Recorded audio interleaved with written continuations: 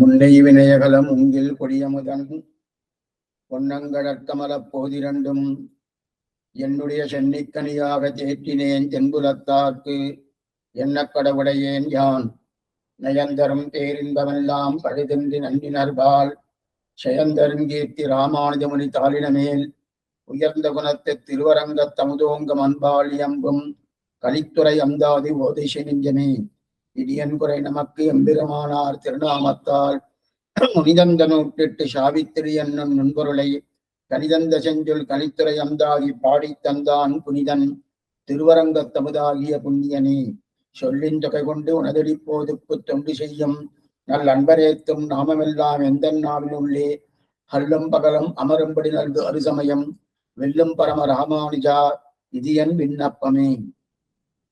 சொல்லார் தமிழரு மூன்றும் சுருதிகள் நான்கும் எல்லையில்லா அறநெறி யாவும் தெரிந்தவன் எண்ணரம் செய் நல்லார் பரபமி ராமானுஜன் திருநாமம் நம்பி கல்லார் அகலிடத்தோர் எதிர்பேரென்று காமிப்பரே. இந்த பாசுரமானது ராமானுஜ நூற்றந்தாதிலே 44வது பாசுரம். இந்த பாசுரத்திலே சுவாமி திருவரங்கத்தமதினார் கொஞ்சம் வருத்தப்பட்டு பேசுகிறார். ஏனென்றால் இதுக்கு முந்தின பாசுரம் ராமானுஜர் என்று சொல்லுவினை தெரிவித்தார். சொரக்கும் திருவும் உணர்வும் சொலப்புகில் வாயமுதம் பறக்கும் இருவினை பட்டற ஓடும் படியிலுள்ளீர் உரைக்கின்றனன் உமக்கியான் அறம் சீரும் உருகலையை துறக்கும் பெருமை ராமானுஜர் என்று சொல்லுவினேன்னு நம்ம எல்லாரையும் பார்த்து சொன்னார். ஆனால் யாருமே கேட்கல. அதுக்குண்டான சமாதானம் என்ன பண்ணிருக்கணும்? ராமானுஜா ராமானுஜா ராமானுஜா என்று அந்த திருநாமத்தை சொல்லியிருக்கணுமோனோ சொல்லல. சொல்லாதபடியாலே கொஞ்சம் வருத்தத்தோடு இந்த பாசுரத்தை சுவாமி திருவரங்கத்தை அனுகிரகிக்கிறார்.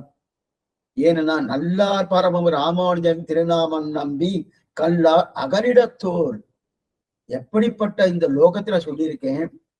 நான் சொன்ன இடமும் சொல்லக்கூடிய அந்த தேசமும் சிறியதாக இருந்து யாருமே இல்லைன்னா பரவாயில்ல. அகலிடத்தோர்ன்னு சொல்லக்கூடிய இவ்வளவு பெரிய பிருத்திவியில சொல்லியிருக்கணும், எல்லாரும் கேட்டிருக்கணுமோனோ.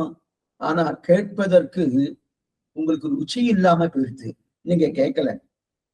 ஆனா நீங்க என்ன பண்ணிட்டு எது பேரு காமிப்பாரே, எது பேரு எது பேரு எது பேருன்னு இந்த இந்த இந்த பேரை சொல்றதை காட்டிலும் இதனால என்ன கிடைக்கிறது, இதனால என்ன கிடைக்கிறது, நமக்கு எத்தனா பித்த தெரியும் அந்த நிலையோடு நீங்க சுத்தின் இருக்கல கூட இது என்ன கிடைக்க போறதுன்னு அதனால உண்மையை நீங்க தெரிஞ்சுக்கல அப்படின்னு வருத்தத்தோடு பாடக்கூடிய பாசனம்.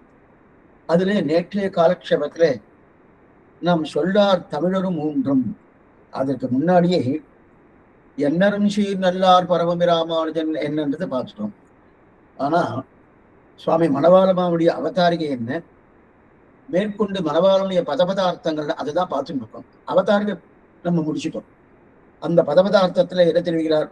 சொல்லார் தமிழோடு மூன்றும் சிவதிகள் நான்கும் எல்லையெல்லா அறநெறி யாவும் தெரிந்தவன் என்னரும் சீர் நல்லார் பரமமி ராமானுஜன் பார்த்துக்கோம். ஆனா இந்த 3 தமிழ்னு சொன்னாலே அந்த 3 தமிழ் என்னது? இயல் தமிழ், இசைத்தமிழ், நாடகத்தமிழ். இயல் தமிழ் என்ன ஒரே நடை. நம்ம சாமான்யமா நம்ம பேசுறோமோனோ அந்த பேச்சே உரை நடை. அந்த உரை நடை தான் இயல் தமிழ்னு சொல்றது. அந்த இயல் தமிழில இசையை கூட்டினால் அது இசைத்தமிழாது. அந்த இயல் தமிழும் இசைத்தமிழும் இரண்டும் கலந்தால் அதற்கு நாடகத்தமிழ் என்று ஆகிறது. அந்த நாடகத்தமிழர்கள் இல்லையா, அந்த நாடகத்தமிழைத்தான் நம்முடைய 24 கிரந்தங்கள், 4000 தீபப்பிரமன்பது 24 கிரந்தங்கள். அதுல இயல் தமிழும் உண்டு, இசைத்தமிழும் உண்டு, நாடகத்தமிழும் உண்டு. அது இயல் தமிழ் என்பது என்னது?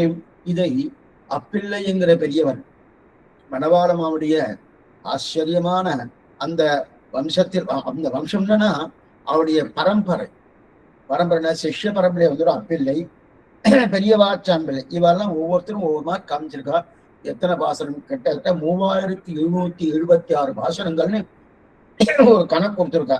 அந்த கணக்கம்படி இயற்பா இது, இயல்பா இது, நாடகப்பா இதுன்னு தெரிவிக்கிறான். இயற்பா நான் என்ன தெரிவிக்கிறேன்? இயற்பா இயற்பா இயற்பான்னா இசைப்பா இயற்பா. இது இயற்பா என்றும் இயல் தமிழ் என்றும் பிரிக்கலாம். இயற்பான்னு சொன்னாலே பெரிய திருமொழி, இசைப்பா. இசைப்பானாலே பெரிய திருமொழி அப்படின்னு தெரிவிக்கிறார். பெரிய திருமொழி திருவாய்மொழியும் சேர்த்து, அதெல்லாம் இசைப்பா. அந்த இசைப்பா இது ஆழ்வார் திருநகர் சுவாமி நாடகத்தமிழை திருப்பாவைன்னு தெரிவிக்கிறார். நாடகத்தமிழ திருப்பாவை. இதை இயற்பான் இருக்கு இல்லையா, அந்த அந்த இயல்பா தான் என்னது இயல் தமிழ். இயற்பாவும் 1000 இருக்கணும், அது இயல் தமிழ் தெரிவிக்கிறார். அப்ப இயல் தமிழ் என்பது இயற்பா, இசைத்தமிழ் என்பது பெரிய திருமொழி என்ன, அதற்கு மேற்கொண்டு திருவாய்மொழி என்ன, இது இசைப்பா. நாடகத்தமிழ் என்பது திருப்பாவை முதலான கிரந்தங்கள் தெரிவிக்கிறார். சரி, இதுக்கு நல்லா இருக்கு.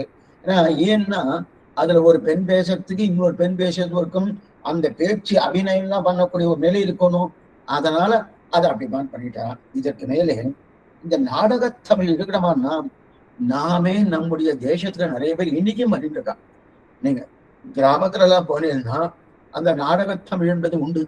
நாடகத்தமிழ் குழந்தைய தூங்க பண்றதுக்கோ அல்லது தொடர்ந்ததுக்கு நல்ல விஷயத்த சொல்லி அதுக்கு அந்த தாயார் வளர்க்கக்கூடிய தன்மை இருக்கணும். அப்படியே அபிநயம் பிடிச்சி இந்த மாதிரி சொல்லிட்டு இல்லையா, அதெல்லாம் நாடகத்தமிழ் சொல்லி. அப்ப இயல் தமிழ், இசைத்தமிழ், நாடகத்தமிழ். இயல் தமிழ் அந்த இயல் தமிழ் இசையை கூட்டினால் இசைத்தமிழ், அந்த இயல் தமிழும் இசைத்தமிழ் இரண்டும் சேர்ந்தால் அது நாடகத்தமிழ் என்று சொல்லப்படுகிறது. சரி சுவாமி, இப்ப நமக்கு ஒரு சந்தேகம் வரும். எல்லா திவ்ய தேசமும் சேவிக்கிறாங்க சுவாமி. அந்த திவ்ய தேசம் சேவிக்கிறச்சே அங்கங்க ஒவ்வொரு திவ்ய தேசத்துக்கும் ஒவ்வொரு பிரபந்தத்துக்கும் ஒவ்வொரு ராகம் உண்டு. 24 பிரபந்தங்கள் இருக்கணும். அந்த 24 பிரபந்தத்தை ஒரே ராகத்துல சேவிப்பது கிடையாது. நீங்க நல்லா பார்க்கலாம்.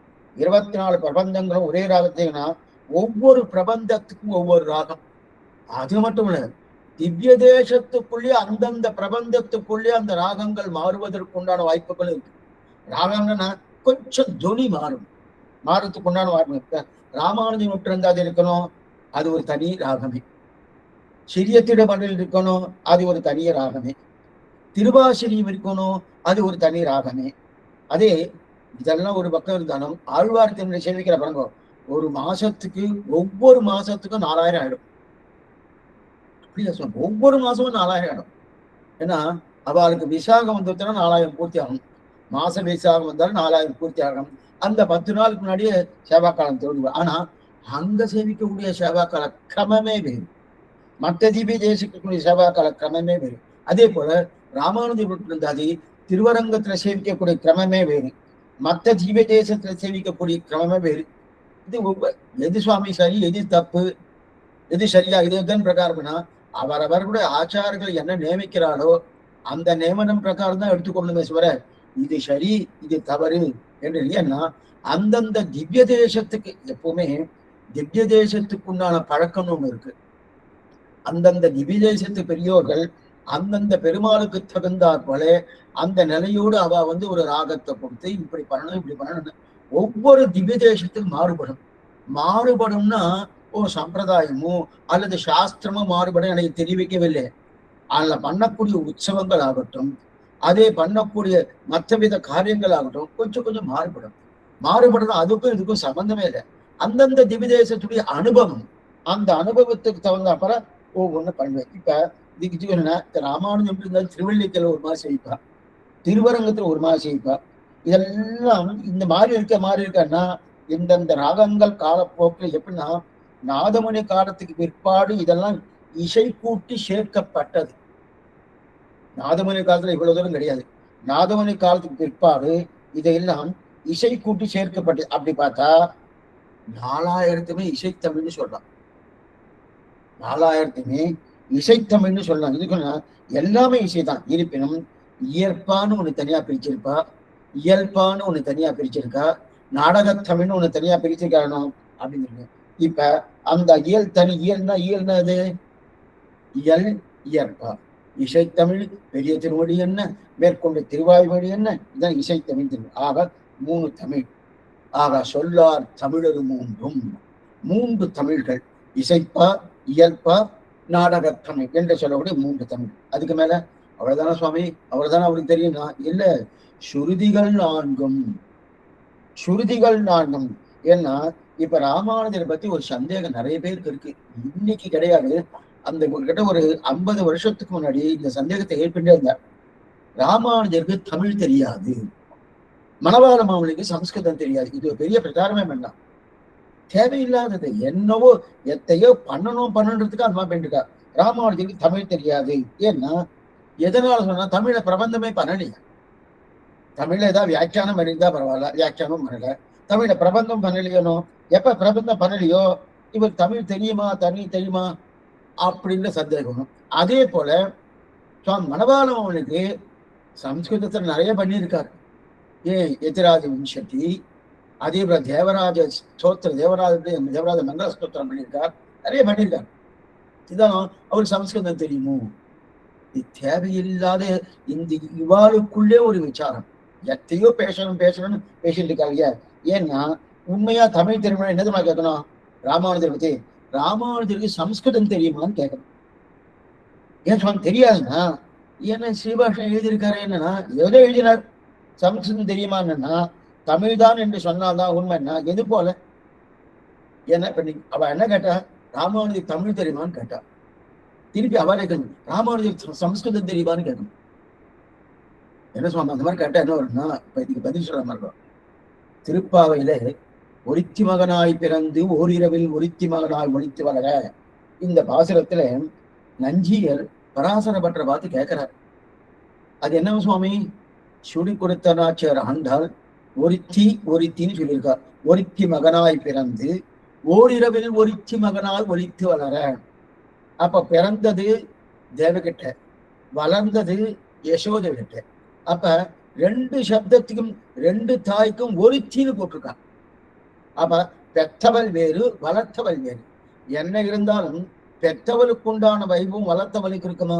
இருக்காதுன்னு. அதனால பெற்றவளை ஒருத்தின்னு சொல்லட்டும், வளர்த்தவளை போய் ஒருத்தின்னு சொல்லலாமா? அந்த மாதிரி சொல்லப்படையாது இல்லையா? அதனால ஒருத்தி மகனாய் பிறந்து ஓரிரவில் ஒருத்தி மகனாய் என்கிற வாக்கியமே தப்பா இருக்கு அப்படின்னு நஞ்சியர் பராசர பட்டர்கிட்ட கேட்டார். அவர் திரும்ப கேட்டார், இப்ப என்ன தேவகிய தாயின்னு சொல்லலாம், யசோதைய தாயின்னு சொல்லலாமா தானே உடைய கேள்வி? ஆமா சொல்லிட்டேன், தேவகிய சாயின்னு சொல்லலாம், ஏன்னா பெற்றவள். யசோதைய தாயின்னு சொல்லலாமான்னு இப்ப நான் திருப்பி கேட்கிறேன், யசோதைய தாயின்னு சொல்லலாம், தேவகிய தாயின்னு சொல்லலாமான்னு நான் திருப்பி கேட்கிறேன். என்ன பெற்றெடுத்தால் மட்டும் போறது, எங்க வளருகிறாரோ அவதான் தாய் தெரிவிக்கிறார். எதுக்கு சொல்ல வேணா, அதே போல இங்க அங்க எப்படி பராசர பட்டர் கேட்டார், தேவகி தாயான்னு கேட்டு அவர் என்ன சொன்னார் நஞ்சியர், தேவகி தாய் யசோதை தாயான்னு கேட்டார். திரும்பி என்ன கேட்டார், யசோதை தாய் தேவகி தாயான்னு கேட்டார் இல்லையா? அதே போல இங்க சுவாமி ராமானுஜருக்கு தமிழ் தெரியுமான்னு கேட்டார். இல்ல சம்ஸ்கிருதம் தெரியுமா நம்ம கேட்டோம். ஏன்னா அந்த அளவுக்கு தமிழ்ல பற்று இருக்கவர், அத்தனை பற்று, சாமானிய பற்றவல்ல, அந்த அளவுக்கு தமிழ் பற்று பூர்ணமா இருக்கு இல்லையா? எது சொன்னா அந்த தமிழ் பற்று சுவாமிக்கு இல்லை. ஆனால் ஏன் சுவாமி இந்த காலத்துல எழுதல? சரி, அவ்வளவு தூரம் பற்று இருக்குனாலே அந்த பற்றுக்கு தகுந்தா போல ஏதாவது கிரந்தங்கள் பண்ணிக்கலாமோ, அந்த பண்ணிருக்கலாமோ, அதெல்லாம் எழுதலையேன்னா அந்த கால சூழ்நிலையை பார்க்கணும். என்னைக்குமே அந்த கால சூழ்நிலைனா நிறைய சிரமங்கள் உண்டு. சுவாமி ராமானுஜர் காலத்துல நிறைய சிரமங்கள், சம்பிரதாயத்திலே சிரமங்கள், அதே போல தேசத்திலேயே சிரமங்கள், அத்தனை சிரமங்கள் வந்துட்டு சாமி இது இருக்கட்டும். இது எப்படின்னா வேதாந்த தேசியுடைய காலம், அதே போல பிளலோகாட்சியுடைய காலம். இந்த காலத்துலலாம் மற்ற மதங்களுடைய சிரமங்கள் இருந்தது. ஆனா சுவாமி ராமானுஜர் காலத்துல அத்வைதிகள் என்ன, சைவர்கள் என்ன, சைவம் வேறு அத்வைதம் வேறு, சைவர்கள் என்ன, இவருடைய சிரமங்கள் நிறைய இருந்தது. அதாவது 1000 வருஷத்திலிருந்து 1200 வருஷம் வரை சைவர்களுடைய சிரமங்கள் நிறைய. கிருமிகண்ட சோழன் புறத்தாழ்வார் கண்ணு போயிடுத்து, பெரிய நம்மளுக்கு 2 கண்ணும் போய் பிராணம் போனதுக்கு காரணமே அந்த கிருமிகண்ட சோழன் தானே, தெரியறது இல்லையா? அப்ப சம்பிரதாயத்துல நிறைய சிரமங்கள் இருந்தது. அந்த சிரமங்கள் என்னன்னா கிட்டத்தட்ட அதுக்கு மேல ஒரு 200 வருஷங்கள் தெரியாச்சுன்னா 1270 1400 வரைக்கும் வேற்று மதத்தவர்களால நிறைய மதங்கள், அந்த வேற்று மதத்தவர்கள் நிறைய சிரமங்கள் இருந்தது. இந்த சிரமங்கள் அப்ப அத்வைதத்தாலும் சைவர்களாலும் சுவாமியுடைய காலத்துல ராமானுஜர் காலத்திலே சிரமங்கள் நிறைய. ஏன்னா ராஜாக்கள் அவளுக்கு சப்போர்ட் பண்ணிட்டு அந்த ராஜாங்கத்தை அவ கையில வச்சுட்டு என்னைக்குமே அரசாங்கத்தை எதிர்த்து ஏதாவது பண்ண முடியுமா? பண்ணவே. அரசாங்கத்துக்கு எல்லாம் இவ கையில போட்டுட்டான். கையில போட்டுட்டு இந்த ஸ்ரீ வைஷ்ணவால வளர்க்க முடியாத என்னென்ன பண்ணணுமோ அத்தனை சமங்கள் கொடுத்துருந்தது. அத்தனையும் நாமெல்லாம் இப்ப ஆனந்தமா இருக்கோம். அவ நிழல் கொடுத்திருக்கா, அந்த நிழல் ஆனந்தமா இருந்துட்டு இருக்கும். அந்த நிழல் கொடுப்பதற்கு அவ எத்தனை வெயில்ல இருந்தான்னு அதெல்லாம் அந்த சரித்திரத்தை நம்ம படிச்சு பார்த்துதான் அப்பதான் தெரியும். அந்த அருமையை எது சொல்ல வந்தேன்னா அவ்வளவு சிரமங்கள் ஏற்பட்டது. ஆனா இந்த சிரமம்லாம் தீர்ந்துட்டுன்னா சுவாமி மணவாளம் அவருடைய காலம். இந்த காலம்தான் நல்லடி காலம் பொற்காலம்னே சொல்லலாம். நல்லடி காலம் பொற்காலம்னே சொல்லலாம். ஏன்னா அப்ப வேற்று மதத்தவர்களால சமம் இல்லை, அது மட்டுமல்ல சம்பிரதாயத்துக்குள்ளேயும் சமம் இல்லை அப்படின்னு இல்லையா. அதனால்தான் மணவாள மாவனிகளா எல்லாமே பண்ண முடிஞ்சது. மேலும் அவர் ஏன் வேதாந்த விசாரத்துக்கு போகல மணவாள மாவனிகள்னா ஒண்ணுமில்ல, சுவாமி எல்லாம் பண்ணியாச்சு. சுவாமி ராமானுஜர் எல்லாமே பண்ணியாச்சு, இனிமே பண்ண வேண்டியது ஒண்ணுமே கிடையாது. பண்ணினபடியாலே அவர் காலத்துல அதெல்லாம் போராட வேண்டிய அவசியமே இல்லாம போயிடுச்சு.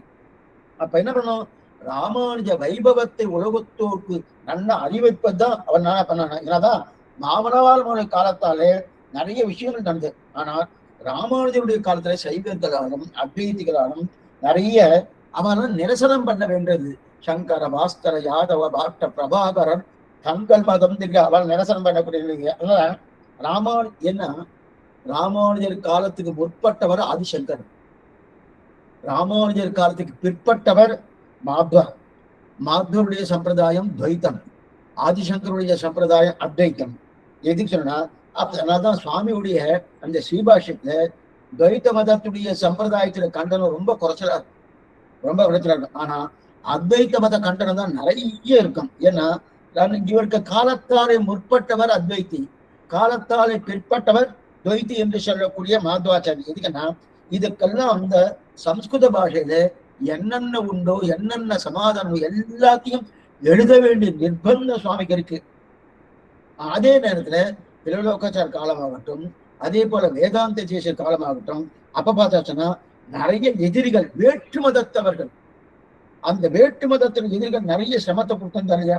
அப்ப எதுக்குன்னா ராமானுஜர் தமிழை இவ்வளவு தூரம் பண்ண முடியாத காரணம்னா எதிராளி விட்டாதானே, ஒரு நிமிஷம் கூட அவ விடவே மாட்டா.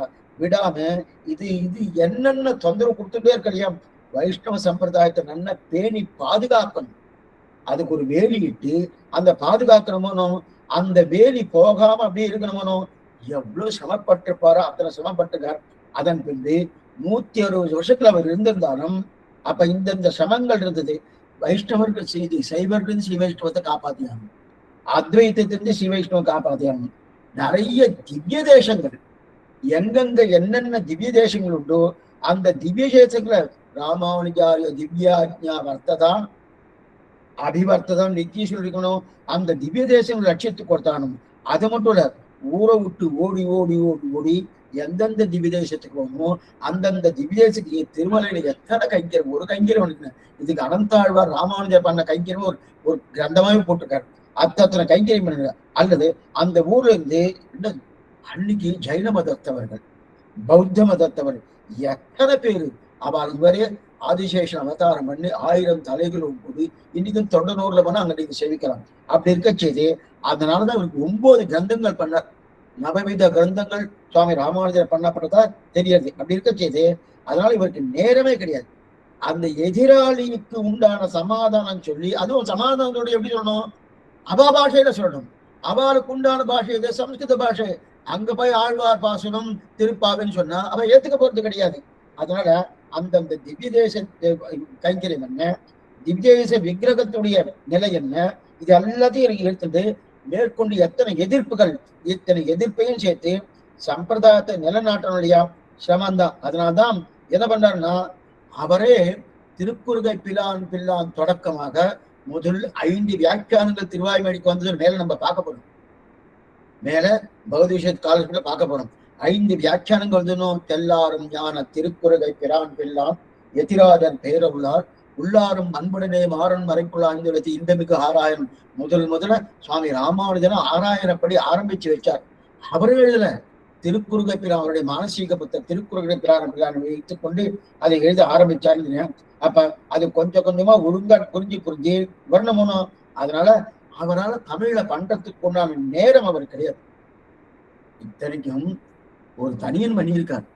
இன்னமது மூட்டியே இங்கேவா பைங்கலியே தென்னரங்கர் பாடவல்ல செய்வருமான் வண்ணம் சிலசீர் முதலியர்வேர் சரளர்கோன் எங்கள் குலசேகர் என்று பொண்ணு பெருமாள் திருவழிக்கு தெரியும் சுவாமி ராமானுஜரால பண்ணப்பட்ட எதுக்குன்னா அப்படி இருக்க செய்து தமிழ்ல எழுதினா யாராவது கேள்வி கேட்பாங்க ஒன்றும் கேட்க மாட்டாங்க. அதெல்லாம் கிடையாது.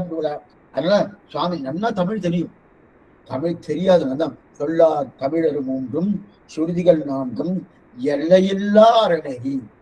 அதான் அப்ப சொல்லார் தமிழொரு மூன்று தமிழ், முத்தமிழ், இயல் தமிழ், இசைத்தமிழ், நாடகத்தமிழ்.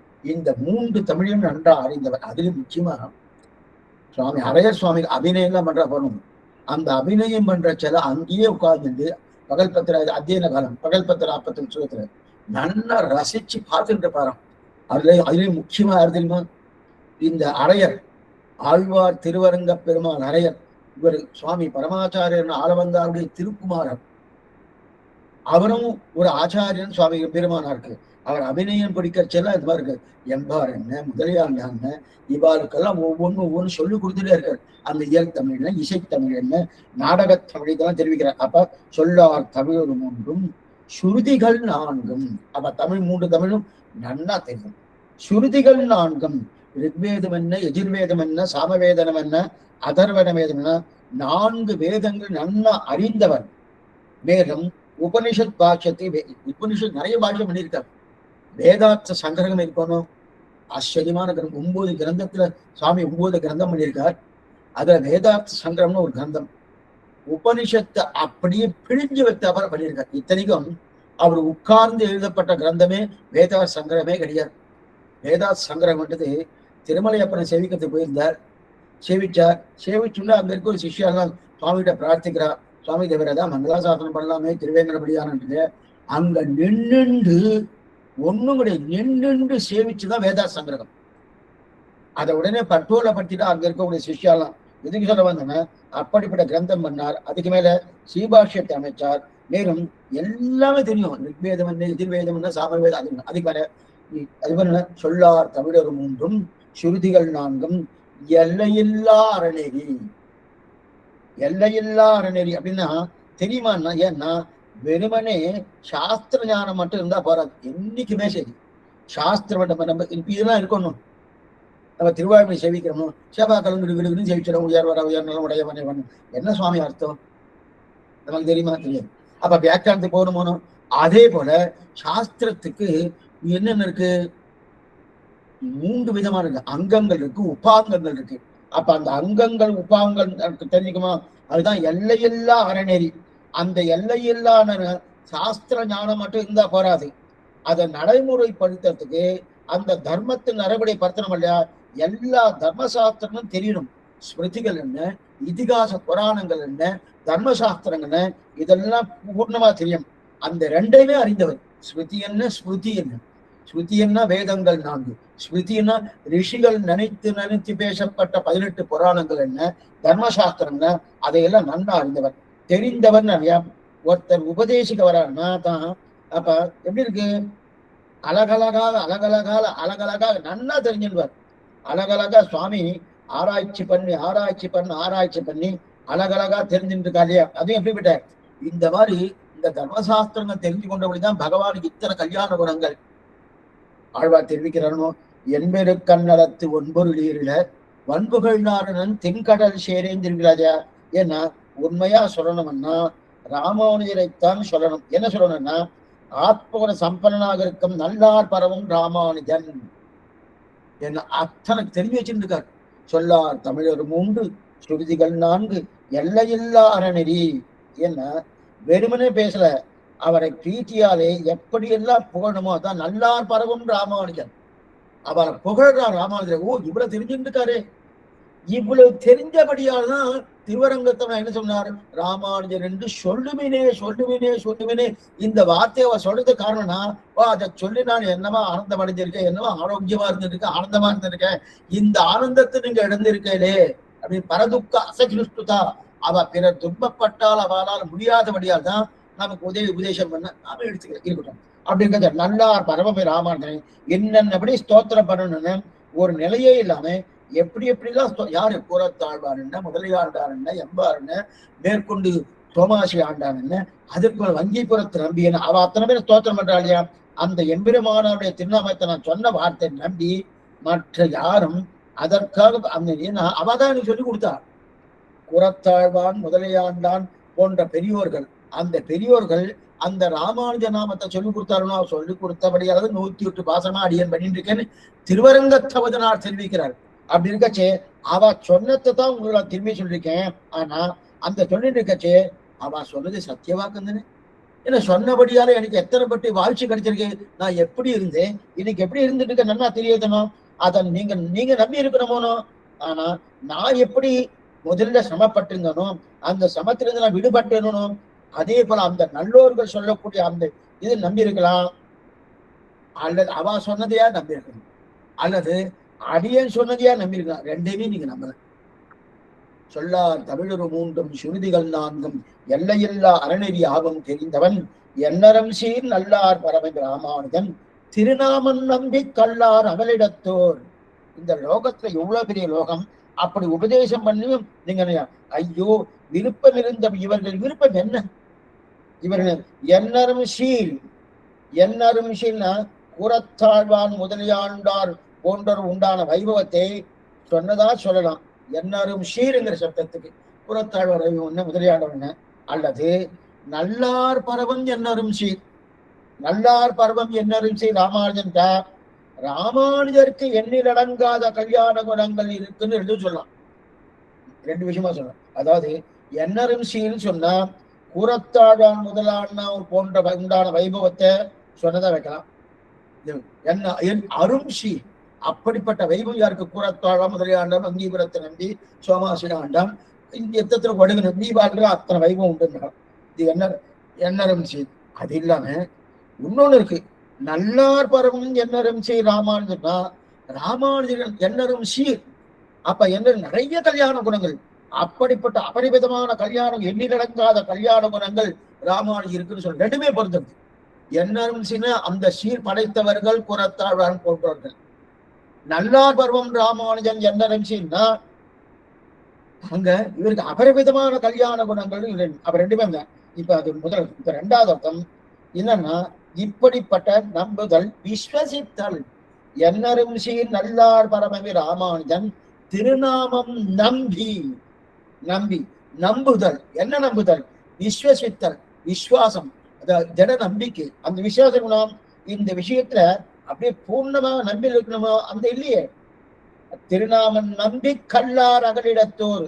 அவ விருப்பப்பட்டு இருக்கணுமானோ விருப்பப்படத்தோடு இல்லாமல் நம்பிக்கையோடு வந்திருக்கணும். நம்பிக்கையோடு வராம ராமானுஜன் என்று சொல்லி இருக்கணும், சொல்லல.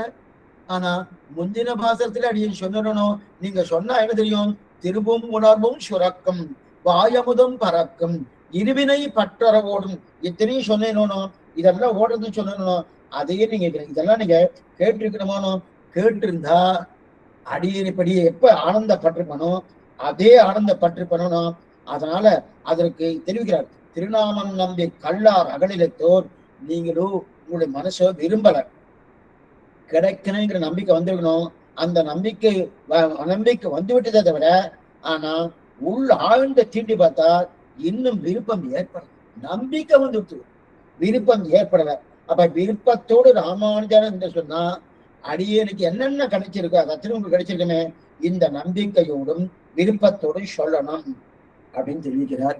இந்த பிரலோகத்தாருக்கு ஒரு விஷயம், இந்த நம்பிக்கையோடும் விருப்பத்தோடுன்றது எப்படின்னா இது வைதமாக வருவது என்று ராகப்பிராப்தன்னு பிரலோகாச்சார் திரிப்பார். ஸ்ரீவத்சம் வைதமாக வருவது என்று ராகப்பிராப்தம் சம்பிரதாயத்துல ரொம்ப முக்கியம்.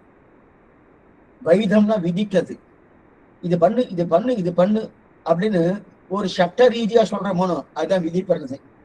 ராகப்பிராப்தம்னா எனக்கு ஆசையா இருக்கு சொன்ன பண்ணிட்டே இருக்கலாம் போதுக்கு, எனக்கு ரொம்ப பிரீத்தியா இருக்கு, எனக்கு பண்ணணும்னா ரொம்ப ஆசையா இருக்குன்றோம்னா அதான் ராகப்பிராப்தம். இப்ப பெருமாள் கைங்கரியம் பண்றோம், காலக்ஷேபம் கேட்கிறோம், எங்கெங்கே போய் எது திவிதேசம் போறோம், அந்தந்த பெருமாளை திவிதேசம் சேவிக்கிறோம். சேவிச்சு ஏதோ கிடைக்குமா, சாஸ்திரம் சொல்லியிருக்கு இதை பண்ணா ஏதோ கிடைக்குமா, சாஸ்திரம் இதெல்லாம் ராகப்பிராப்தம். விதி பிராப்தம் என்னதுன்னா காலக்ஷேபம் கேட்பதே பிரயோசனம், திவிதேசம் போய் பெருமாளை சேவிப்பதே பிரயோஜனம். அந்த பாகவத சமாகம் அதுல இருப்பதே பிரயோஜனம். அந்த இதுதான் விதி பிராப்தம், அந்த ராக பிராப்தம். அந்த ராக பிராப்தம் இருக்கணுமோ, அப்ப ராக பிராப்தம் இருந்தா தான் ஒழுங்கா வரும். ஏன்னா பெருமாள் திருவடிக்கு போனா எல்லாம் வரும். இல்லைன்னா இந்த கட்டம் தான் வந்துடுனா. வைதம் விதி, வைதம் விதின்னு இருக்கு இல்லையா, இதுல வைதம் விதினா விதி பிராப்தம்னால ஒரு பயம். பண்ணலன்னா ஏதோ ஆயிடும் போல் இருக்கு சுவாமி, பண்ணணும் போல் இருக்கு, பண்ணலன்னா ஏதோ ஆகும் போல் இருக்கு, ஆணுங்க போட்டு இருக்கு இல்லையா, அந்த பயம் வந்துடும். பயம் வந்துட்டுனாலே அவன் அதோடு நின்றுட்டான்னு வச்சுக்கேன், நாஸ்திகனா போயிடுவோம். அதோடு என்னன்னா, இப்ப இவர் சொல்றது என்னன்னா, ஒண்ணும் இல்லை சுவாமி, அந்த மாதிரி பயம் வேண்டாம், விருப்பத்தோடு செய்யணும். விருப்பத்தை, அதான் ராக பிராப்தம், விருப்பத்தோடு செய்யணும். விதிச்சதுன்னு செஞ்சா ரெண்டாம் பட்சம் தான். இப்ப விதித்து விதித்தது பண்ணணும், பண்ணலன்னா சிரமம் சுவாமி அப்படின்னா சிலதுக்கு தான் அது வச்சுக்கணும். இப்ப பண்ற எலக்ட்ரிசிட்டி பில் கட்டணும், எலக்ட்ரிசிட்டி பில் கட்டணும்னா கட்டணும்னால பிரீத்தியெல்லாம் ராக பிராப்தமா கட்டணும்னு சுவாமி, நான் கட்டணும், அரசாங்கத்துக்கு பணமே இல்லை அதனால நான் கட்டிடுறேன், அந்த மாதிரி என்ன பண்றது, கட்டிதான் ஆகணும். அதுவும் அப்பப்ப 18 இருந்தாலும் கட்டிதான் ஆகணும், கட்டணும், அதெல்லாம் விதி பிராப்தம், அது ரெண்டாம் பட்சம். அதே விருப்பத்தோடு செஞ்சாதான் அது உயர்ந்தது. ஆனா விருப்பத்தோடு எலக்ட்ரிசிட்டி கட்டத்தை அடைய சொல்ற கைங்கரியத்தை ராமானுஜர் என்று சொல்லுவினே, அதை சொல்றது ஆசையோடு சொல்லணும், விருப்பத்தோடு சொல்லணும், விதித்ததுன்னு சொல்லப்படாது. ராமானுஜ நாமம் சொன்னா கொஞ்சம் நல்லதான். இன்னைக்கு நிறைய அந்த நிலையில தான் இருக்கு. நிறைய பேருக்கு என்ன சர்ப்பதோஷம் இருக்கு. ராமானுஜர ஸ்ரீபாத தீர்த்தம் அல்லது அவருடைய திருவத்தாடை தீர்த்தம், அந்த தீர்த்தத்தை எடுத்துன்னா அந்த தோஷம்லாம் போறது அப்படின்னு எடுத்துக்கலாம், அது ஒன்றும் தவறு இல்லை. அப்ப அது விதி வந்துட்டு அங்க ராபம் இல்லை. அவருடைய திருவத்தாடை தீர்த்தத்தை எடுத்துட்டாலே அதுவே மோட்சம் கொடுக்கறது என்கிற ஒரு ராகத்தோடு இருந்தாதான் பிரயோஜனமே தவிர, ஓ யாரோ சொன்னா என்னமோ சொன்னா அப்ப அவளுக்கு பலன் கிடைக்காத, கிடைக்கும் சுவாமி, அது ரெண்டாம் பட்சம் தான். ஏன்னா அது எப்ப வேணா மாறிடும். ஒரு காரணத்தை முன்னிட்டு போறது, எனக்கு இது கிடைக்கணும் அதுக்கு இது பண்ணிட்டு இருக்கேன், கிடைச்சிருச்சுன்னா அங்க போக மாட்டேன்னு. எப்பவுமே ராமானுஜா ராமானுஜா ராமானுஜா இந்த நிலைக்கு போகணும், போகணும் அது பிரீத்தியோட போகணும், ராக பிராப்தத்தோடு போகணும்.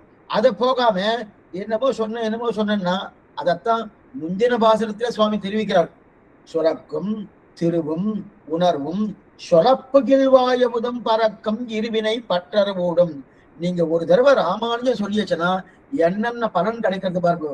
திருவும் உணர்வும் சுரக்கும், அப்ப ஞானம் என்ன, அதே போல இருக்கக்கூடிய வைராக்கியம் என்ன, அவருடைய கட்டாட்சம் என்ன, சுரந்துட்டே இருக்க, மேல மேல மேல பெருகணும். அது மட்டும் சொலப்பு கிழ்வாயமுதம், நம்ம சொல்றதுக்கு முன்னாடி, அதை சொல்லுவதற்கு முன்னாடி அமிர்தமா இருக்கு, நம்ம பார்த்துருக்கோம் அமிர்தமா இருக்குங்கிற. அதுக்கப்புறம் இருவினை பற்றறவோடும், நம்முடைய புண்ணிய பாபங்கள்னா அதுவும் பொருந்து இருக்கு இல்லையா. அதனால இப்ப இன்னமும் உங்களுக்கு விருப்பம் இல்லை, அதனால அவன் திருவரங்கத்தபதனாருக்கு வருத்தம். என்ன வருத்தம்னா, இவா இப்படி பண்ணிட்டாலே இவா இந்த மாதிரி இருக்கப்படாது அப்படின்னா. ஆனா சிறந்த உபாயம் ராமானுஜன் என்று சொல்வது, உயர்வு தாழ்வு பார்க்க வேண்டிய யாரு வேணும் ராமானுஜ நாமத்தை சொல்லலாம், இதுதான் பெரிய விஷயம். ஏன்னா ராமானுஜ நாமம் சொல்லணுமா சுவாமி, அதுக்கு சில யோக்கியதை எல்லாம் உண்டு. இந்த குலத்தார் தான் சொல்லலாம், ஆண்கள் தான் சொல்லலாம், அந்த மாதிரி ஒண்ணு சிரமமே கிடையாது. யார் வேணா சொல்லலாம், எப்போது வேணா சொல்லலாம், எந்த நிலையில வேணா சொல்லலாம், எப்படிப்பட்டது சொல்லலாம் அப்படின்னு சொல்லிக்கிறியா. அதனால என்ன, இப்ப ராமானுஜன் நாம சொல்லலாம், ஆனா இதை நம்பாம எத்தையோ புருஷார்த்தம் நஞ்சிட்டு சந்தேகப்பட்டு கொண்டு ஐயப்பாடு இதுவா அதுவா அதுவும் குழம்பு இருக்காரு. இது எதுக்கு இந்த மாதிரி இருந்துட்டு இருக்கு, ஏன்னா எதுக்காக இந்த மாதிரி இருந்துருக்கு, அதான் எது பேர் என்று காமிப்பாரு, அதான் அந்த சப்தத்துக்கு அர்த்தம். எது பேரு, எது பேருன்னு தெரியல, இதை பண்ணலாம் அது பண்ணலாமா அதை பண்ணலாமா புரியறதுக்காக சொல்றேன். சில பேர் பெரிய மகான்கள், ஸ்ரீவைஷ்ணவ சம்பந்தத்தில் பெரிய மகான்களா இருக்கா இல்லையா, அவர்கிட்ட சுவாமி எனக்கு ஒரு சிரமங்கா இருக்கு, இந்த சிரமமா இருக்கு, இந்த சிரமமா இருக்கு, என்ன பண்ணலாம் சுவாமி, ஏதாவது சொல்லுங்க சுவாமி, எனக்கு இந்த சிரமம்லாம் தொலைணுமா. அந்த சுவாமி அந்த ஆச்சார புருஷா என்ன பண்ணுவா, போய் நம்பெருமானை சேவிங்கோ, எம்பெருமானார் சேவிங்கோ, ஆழ்வாரை சேவிங்கோ, அவரெல்லாம் சரிப்படுத்துவார் அப்படின்னு சொல்லுவார். சொன்ன உடனே அதுல இவருக்கு நம்பிக்கை வராது. இவ என்ன பண்ணுவா, அந்த பக்கம் யாரோ ஒரு ஜோசியக்காரர் இருப்பா, அப்படியா நீங்க இந்த மாதிரி விலைக்கேற்றுங்கோ, இந்த மாதிரி ஒரு பிராயச்சித்தம் பண்ணுவார், என்னென்னோ செலவு என்னென்ன உண்டோ அதெல்லாம் பண்ணுவேன்னா அவர் விதி பிராப்தம் பண்ணுவார். ஒண்ணு வரப்போகுது, ஏன்னா நம்பிக்கை இல்லை ஜனங்களுக்கு. எப்படின்னா அவளை சிரமப்படுத்தினா அவளுக்கு நம்பிக்கை வந்துடும். அவ சிரமப்படுத்தவும் சுலபமா கிடைக்கிறது அப்படின்னு சொன்னா நம்பிக்கை வராது. ஏன் நம்பிக்கை வராதுன்னா அவளுக்கு அந்த மாதிரியே பழகிட்டான். எப்பவுமே ரொம்ப 10 மணி நேரம் உழைச்சா 10,000 ரூபாய் சம்பாவனை. சரி, 2 மணி நேரம் உழைச்சா 2,000 ரூபாய் சம்பாவனை. 2 மணி நேரம் உழைச்சா 10,000 ரூபாய் சம்பாவனை ஒரு மாசமே வராது. ஆனா கொடுக்குறேன்னு சொல்லிட்டு இருக்காங்க. அப்ப நம்பிக்கை இல்லைன்னு அர்த்தம்னா அந்த மாதிரி இது யார்கிட்ட? பகவான்கிட்ட. அதான் ரொம்ப முக்கியம். பகவான்கிட்ட இந்த நிலை இருக்கு இல்லையா, அதைத்தான் இங்க தெரிவிக்கிறாரு. அதனால அந்த நம்பிக்கை வரணுமோனும் அதைத்தான். அப்ப இதனால இதற்கு மேல ராமானுஜ பெருமை, அதுக்கு மேல ராமானுஜ பெருமையை சொல்றாங்க. சொல்லார் தமிழர் மூன்றும் சுருதிகள் 4ம் எல்லையில்லா அறநெறி ஆகும் தெரிந்தவன் அப்படின்னு தெரிவிக்கிறார். இப்ப ஆச்சரியமா திரிலோகந்தியுடைய அவதாரியம் 44ஆம் பாட்டு கீழ்ப்பாட்டிலே லோகத்தாருக்கு அவர்களுடைய அதிகாரா விபாகம் பாராதே அனதிகார விபாகம் பாராதே அத்தியந்த விலட்சணமான உபாயத்தை உத்தேசிக்காரம் அத்தை அத்தியவசிக்க மாட்டாதே புருஷார்த்தமே என்று சந்தேகம் நின்று கொண்டு சுக்ஷிதமான சப்தராசியால் நிலைப்பட்டதாய் அத்விதீயமாய் இயலும் இசையும் சந்தர்ப்பமும் கூடி விலட்சணமான இப்பிரபந்தமும் ரிகாதி தசுப்டயமும் அபரிவிதமாய் பிரம்மணமான தர்மசாஸ்திரமாக இவற்றை அடைவே ஆராய்ந்திருக்கும் அவராய் சத்துக்களாலே அடைவுகிட துதிக்கும்படியாக இருக்கிற எம்பெருமானோடைய திருநாமத்தை அபியசியாத போனார்கள் என்று இன்னாதாகிறார். அதைத்தான் நம்ம பார்த்தோம். என்னாதாகிறார் இல்லையா, இந்த உபாயத்தை உபதேசிக்கிறார். இந்த உபாயம் ராமானுஜர் என்று சொன்னார். நான் எத்தையே பேசுற ராமானுஜர் தான் சொன்னேன்னு சொன்னார். அந்த ராமானுஜர் எப்படி இருக்காரு? அத்விதீயமாய் இயலும் இசையும் இசைய தொடுத்துன்னு சொல்ற பாசனம். அப்ப இயலும் இசையும் சந்தர்ப்பம் இயல் இசை நாடகம் பார்த்தப்பணும். இயல் இசை நாடகண்ட இயற்பா இசைப்பா நாடகப்பா. அப்ப இயல் தமிழ், இசைத்தமிழ், நாடகத்தமிழ். அந்த நாடக தமிழுக்கு ஒரு புது பேர் கொடுக்குறார். ஏற்கனவே தமிழ் இருக்குதான். திரிலோகந்திய சுவாமி என்ன பேருனா சந்தர்ப்பம் தெரிவிக்கிறார். சந்தர்ப்பம் தெரிவிக்கிறார். முதல்ல நிறைய சப்த கூட்டங்களால் இறைக்கப்பட்ட அத்விதீயமாய் சொல்லார் தமிழர் 3. நிறைய சப்த கூட்டங்கள் பூர்ணமா இருக்கு. அது மட்டும் இல்ல, அது தனித்து இருக்கு. இன்னொருடைய துணை இல்லாம இருக்கக்கூடிய தமிழ். அப்படிப்பட்ட தமிழ். அந்த தமிழ் இயலா இருக்கு, இசையா இருக்கு, நாடகமா இருக்கு. அந்த நாடகத்துக்கு தான் சந்தர்ப்பம் இருக்காங்க. ஏன்னா சந்தர்ப்பம்னு என்ன புரியத்துக்காக சொல்றேன். சந்தர்ப்பம் இல்லையா அப்படின்னா ஒரு கல்யாணம் ஆகணும். சுவாமி சந்தர்ப்பம் கிடைக்கல சுவாமி, சந்தர்ப்பம் வரலன்னு சொல்றோம்னா, அப்ப சந்தர்ப்பம் வரணும்னா அந்த நாடு சரியா வரணும், மணமகன் மணமகள் 2 சரியா வரணும். அதான் சந்தர்ப்பம். அப்ப சேர்றதுணும் அதுதான் சந்தர்ப்பம். அப்ப 2 விஷயம் கூடினா சந்தர்ப்பம். அதைத்தான் இங்க நாடகத்தமிழ் சொல்றாரு. அப்ப இயலும் இசையும் கூடினா அதுக்கு நாடகத்தமிழ். ஆனா நாடகத்தை சந்தர்ப்பம் இந்த மாதிரி நிறைய தெரிஞ்சுக்கலாம். அந்த வியாக்கியானத்தை பார்த்தோம்னா, இப்ப 4000 வியாக்கியானத்தை பார்த்தோம்னா என்னென்ன சப்தங்கள், என்னென்ன பரியாய சப்தங்கள், ஒரே அர்த்தத்துக்கு எத்தனை சப்தங்கள் இருக்குன்னு நல்லா தெரிஞ்சுக்கலாம். இந்த சந்தர்ப்பம் புதுசா இதுக்கிறவன அப்படிப்பட்ட சந்தர்ப்பம். ஆக இயல் இசை கூடி சந்தர்ப்பான பிரபந்தம் திருவாய்மொழி. அப்ப சுவாமி தமிழ் பாசனம் மட்டும் தெரிஞ்சு கொண்டது மட்டும் இல்ல, ரிகாதி பேதத்தாலே சதுர்டயமம் அப்படின்னா 3 தமிழ் என்னென்ன சுவாமி தெரிஞ்சிருக்காரு. சுவாமி என்ன சுவாமி 3 சமயம் சொல்லியிருக்காரு. மனபாலம் 3 சமயம் மட்டும்தான் மனபாலம் மாட்டு. இங்க வேற என்ன நினைக்கிறான்னா 3 தமிழ் மட்டுமல்ல, அகநானூறு, புறநானூறு, இந்த மாதிரி தமிழ்லாம் தெரிஞ்சிருக்காரு போல சாமி. இந்த தமிழ் மட்டும்தான் தெரியும், இதுவும் தெரியும். ஆனா இந்த தமிழை தவிர தமிழ் வேதமாக இருக்கக்கூடிய 4000 திவ்ய பிரபந்தங்களும் தெரியும். நம்ம என்ன சொல்லார் தமிழர் உண்டுன்னா அப்ப தமிழுக்கு தெரியும். அகநானூறு, புறநானூறு, அதுவும் ஆத்திச்சூடு என்னென்ன உண்டோ இன்னைக்கெல்லாம் போயிடுது. இன்னைக்கு எல்லாமே போயிடுது. அந்த காலத்துல எல்லாமே சொல்லிட்டு இருந்தா, பெரியவர்கள் என்னென்ன கொடுத்தோ அதெல்லாம் கொடுத்துருந்தா. இன்னைக்கு யாரும் எத்தையே பேசுற அதை கொண்டு வந்து கொடுக்குறா. இருக்கட்டும், ஒருவேளை அந்த மீதெல்லாம் தெரியுமான்னா அதுவும் தெரியும். அதற்கு மேல பிரதானம் எது? ஆழ்வாருடைய திவ்ய சக்திகள். அந்த திவ்ய சுக்தியால இருக்கக்கூடிய 4000 திவ்ய பிரபந்தம் அது மாதிரி தெரியும். அந்த பாசனம் உண்டு. அப்புறம் 2வது ஆச்சாரிகளை பொறுத்த வரையில் அடைவோடு தெரிஞ்சு கொண்டார்கள். இந்த ஒரு ஆச்சரியமா திரிலோகந்திய சுவாமி ஒரு வியாக்கியானத்தை தெரிவிக்கிறார். அடைவோடு தெரிந்து கொள்வது, அடைவு கெட தெரிஞ்சு கொள்வது. அப்பனா இந்த முறை இந்த முறையோடு இப்படிப்பட்ட சந்தர்ப்பத்துல இந்த நிலையில இப்படி தெரிஞ்சுக்கிறது அது அடைவோடு தெரிஞ்சுக்கணும். அடைவு கடன்னா எப்படி வேணா தெரியும், என்ன வேணா பண்ணி தெரிஞ்சுக்கிறேன் அப்படின்னு தெரியுது. அதுதான் இப்ப ஆழ்வார்களை பொறுத்தவரை அடைவு கடை அவளுக்கு இந்த நிலையில தான் தெரிஞ்சுக்கலாம். பகவான் எப்படி காட்டுறாரு அப்படிதான். அவள் காட்டவே கண்ட பாதகவனும் கொண நல்ல ஆடையுண்டி திருப்பாளருக்கு தனியன் உண்டோனும் அந்த தண்ணியில இதுதான் தெரிவிக்கிறார். அதே போல பகவான் எப்படி காட்டி கொடுக்கிறாரோ அந்த காட்டி கொடுக்கக்கூடிய தன்மையிலேயே அவ பேசுறான். அப்ப அது அடைவோடு இருக்கிறது. ஆனா அடைவு கிடந்து அது அடைவோடு கூடியது என்ன ஆச்சாரியர்கள் அவன் எது கிரமமும் அந்த பிரகாபலம் தெரிவிக்கலைய ஆழ்வாருக்கு அடைவு தெரியாது. அதனால்தான் ஆச்சாரியக்கார ஒரு சூத்திரம் வச்சிருக்கார் அழிய நவகால பெருமான் நாயனார். காட்டும் கழியும் கட்டியட கொண்ட பெருங்காதலுக்கு 10 நூல் வரம்பில் இயந்திருக்கிறார். என்ன காத்த பார்த்து ஓன் கட்டின்னு அழறார் நம்மாழ்வார், கழிய பார்த்து கட்டின்னு அழறார். எங்க தெரியுமா? முடிச்சோதியா விழுதி அது வேற. வாயும் திரையுகலும் முதல், அதாவது 2ஆம் பத்து முதல் திருவாய்மொழி. வாயும் திரையுகலும் காணல் மடனாராய் ஆயும் அமருலகம் துஞ்சலும் நீ துஞ்சாயால் நோயும் பயலமையும் மீதூர எம்மை போல் நீயும் திருமாலால் நெஞ்சம் கோட்பட்டாயே. அங்கு கொக்கு ஒண்ணு இருக்கு.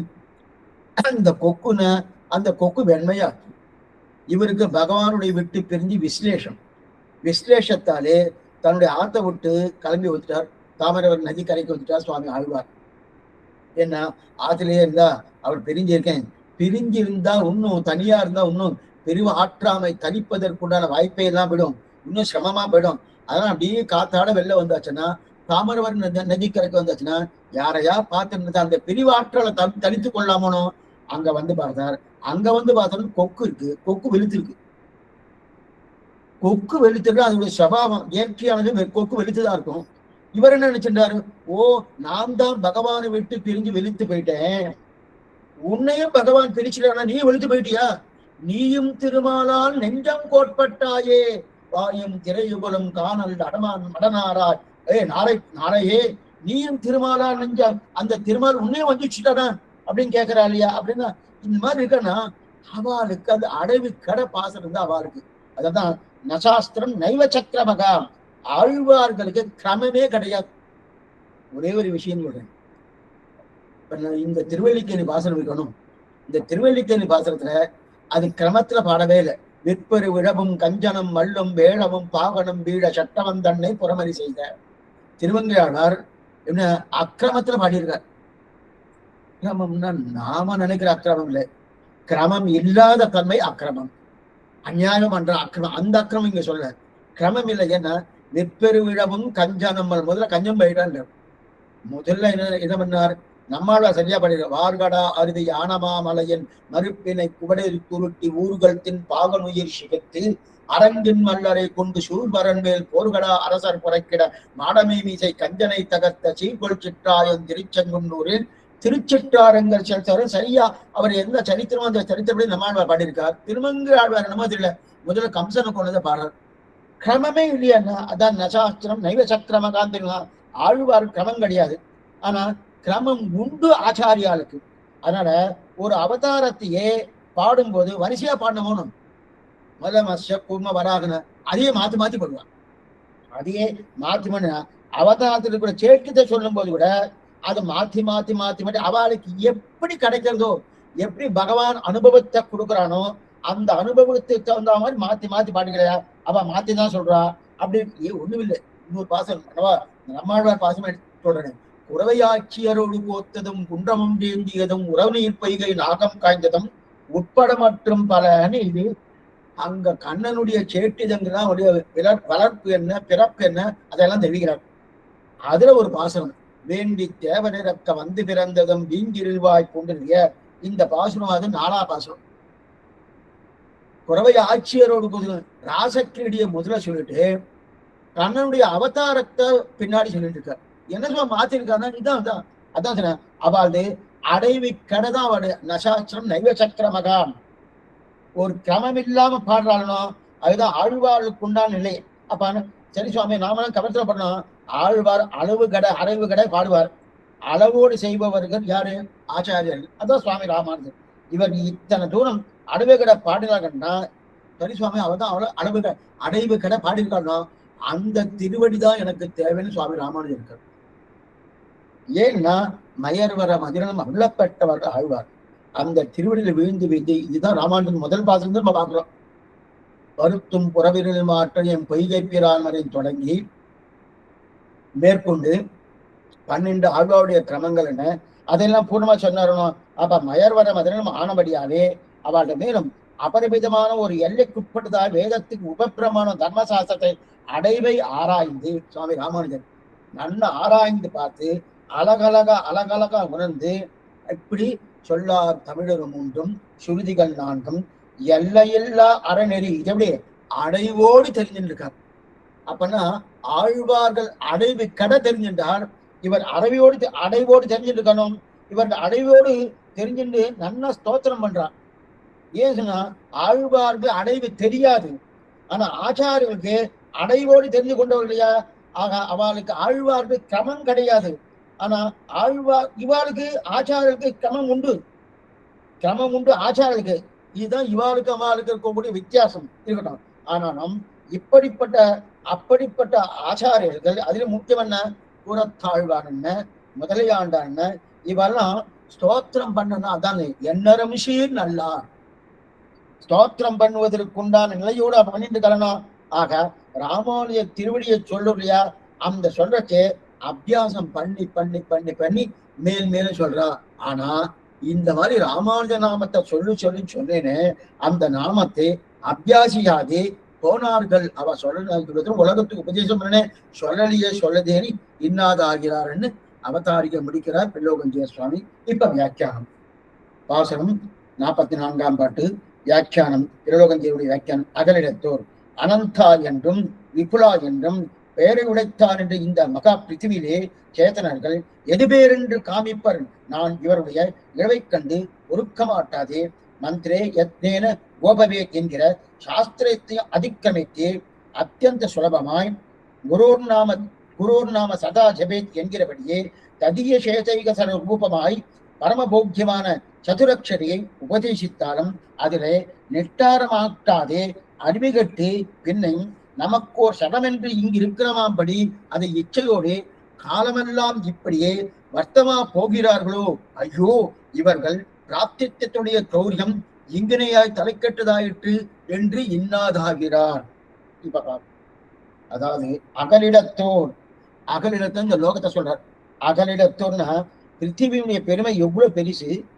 பிருத்திவின்னு இந்த பூலோகம் இந்த 17-14 லோகம் அண்டா கடாகம் எவ்வளவு பெருசுன்னு சொல்ல முடியுமானா இது சுவாமியே தெரிகிற. சதுர்தச புவனாத்மக மண்டம் தசகணிதோத்திரண ஆவரண சப்தகம்.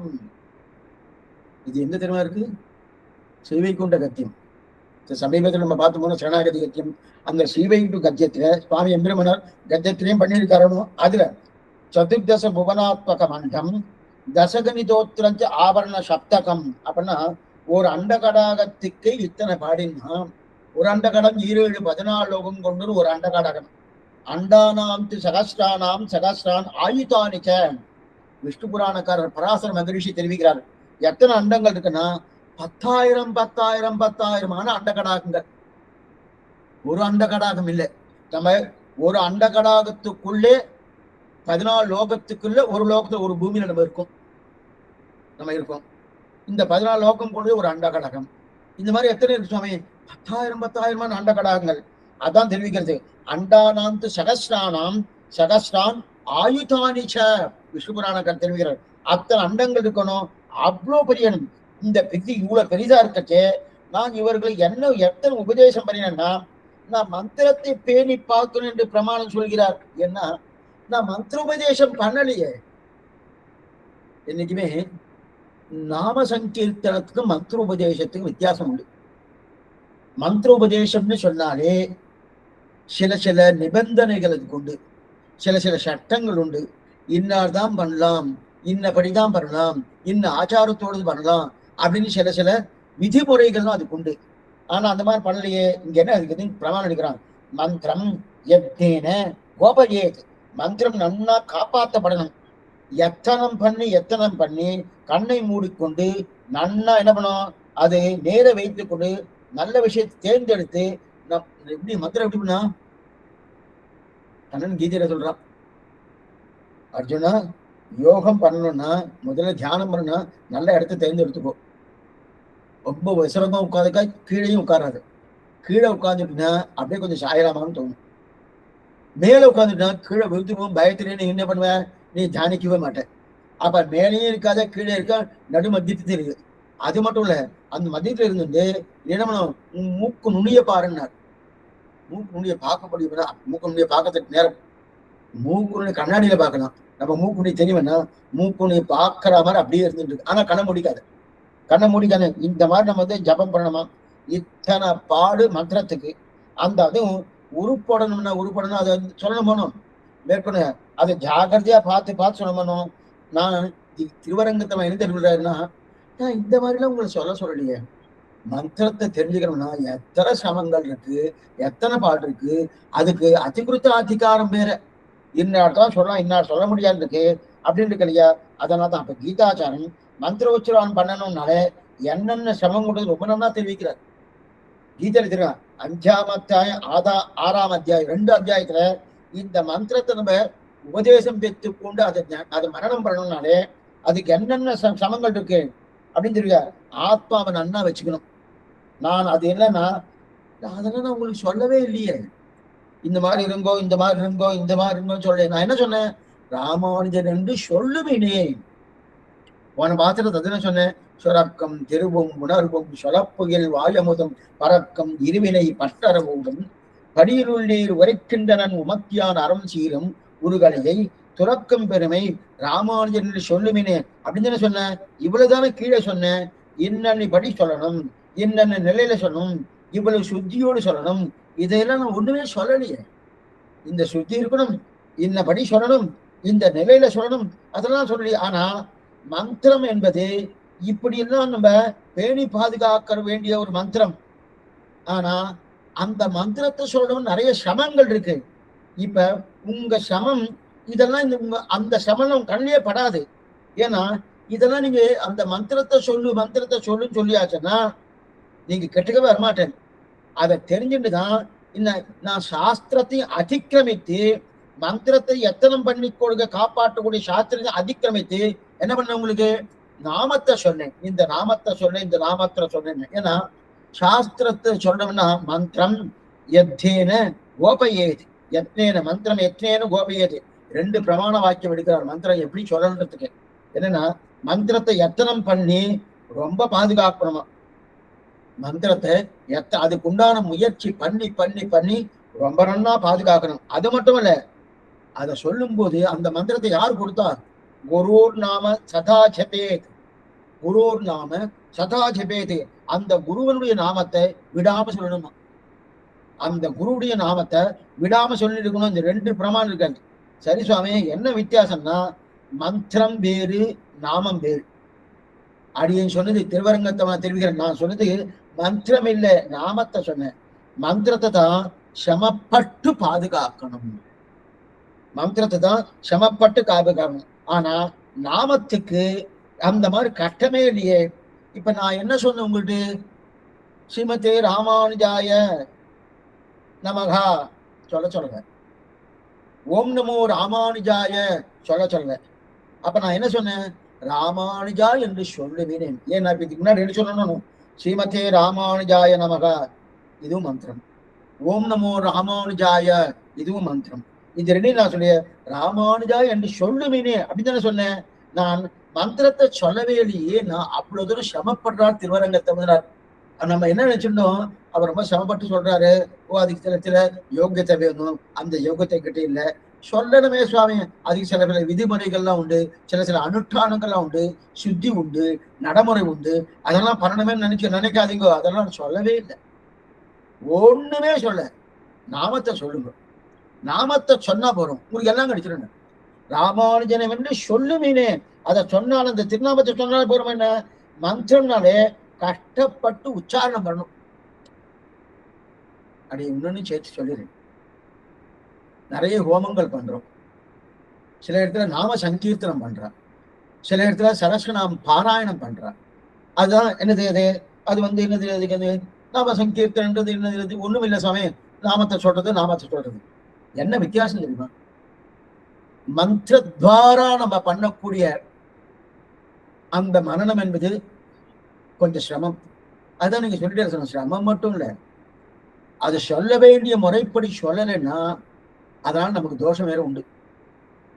அதனாலதான் சில ஹோமங்கள்லாம் பண்ற பாருங்க, அதுக்குண்டான மூல மந்திரங்கள்லாம் இருக்கணும். நிறைய ஹோமம், ஸ்ரீசக்தி ஹோமம், சுதர்ஸ் ஹோமம், என்னென்ன ஹோமங்கள்லாம் உண்டு. அந்த ஹோமங்கள் பண்றச்சே அதுக்குண்டான மந்திரத்துக்கு உண்டான ஒரு அனுஷ்டானத்தோடு சொல்லணும். யார் அந்த ரிக்வித்தோ அந்த ரிக்வித்துக்கு அந்த அனுஷ்டானம் இருக்கணும், ஆச்சாரம் இருக்கணும், அனுஷ்டானம் இருக்கணும். இந்த நிலையோடு தான் சொல்லணும்.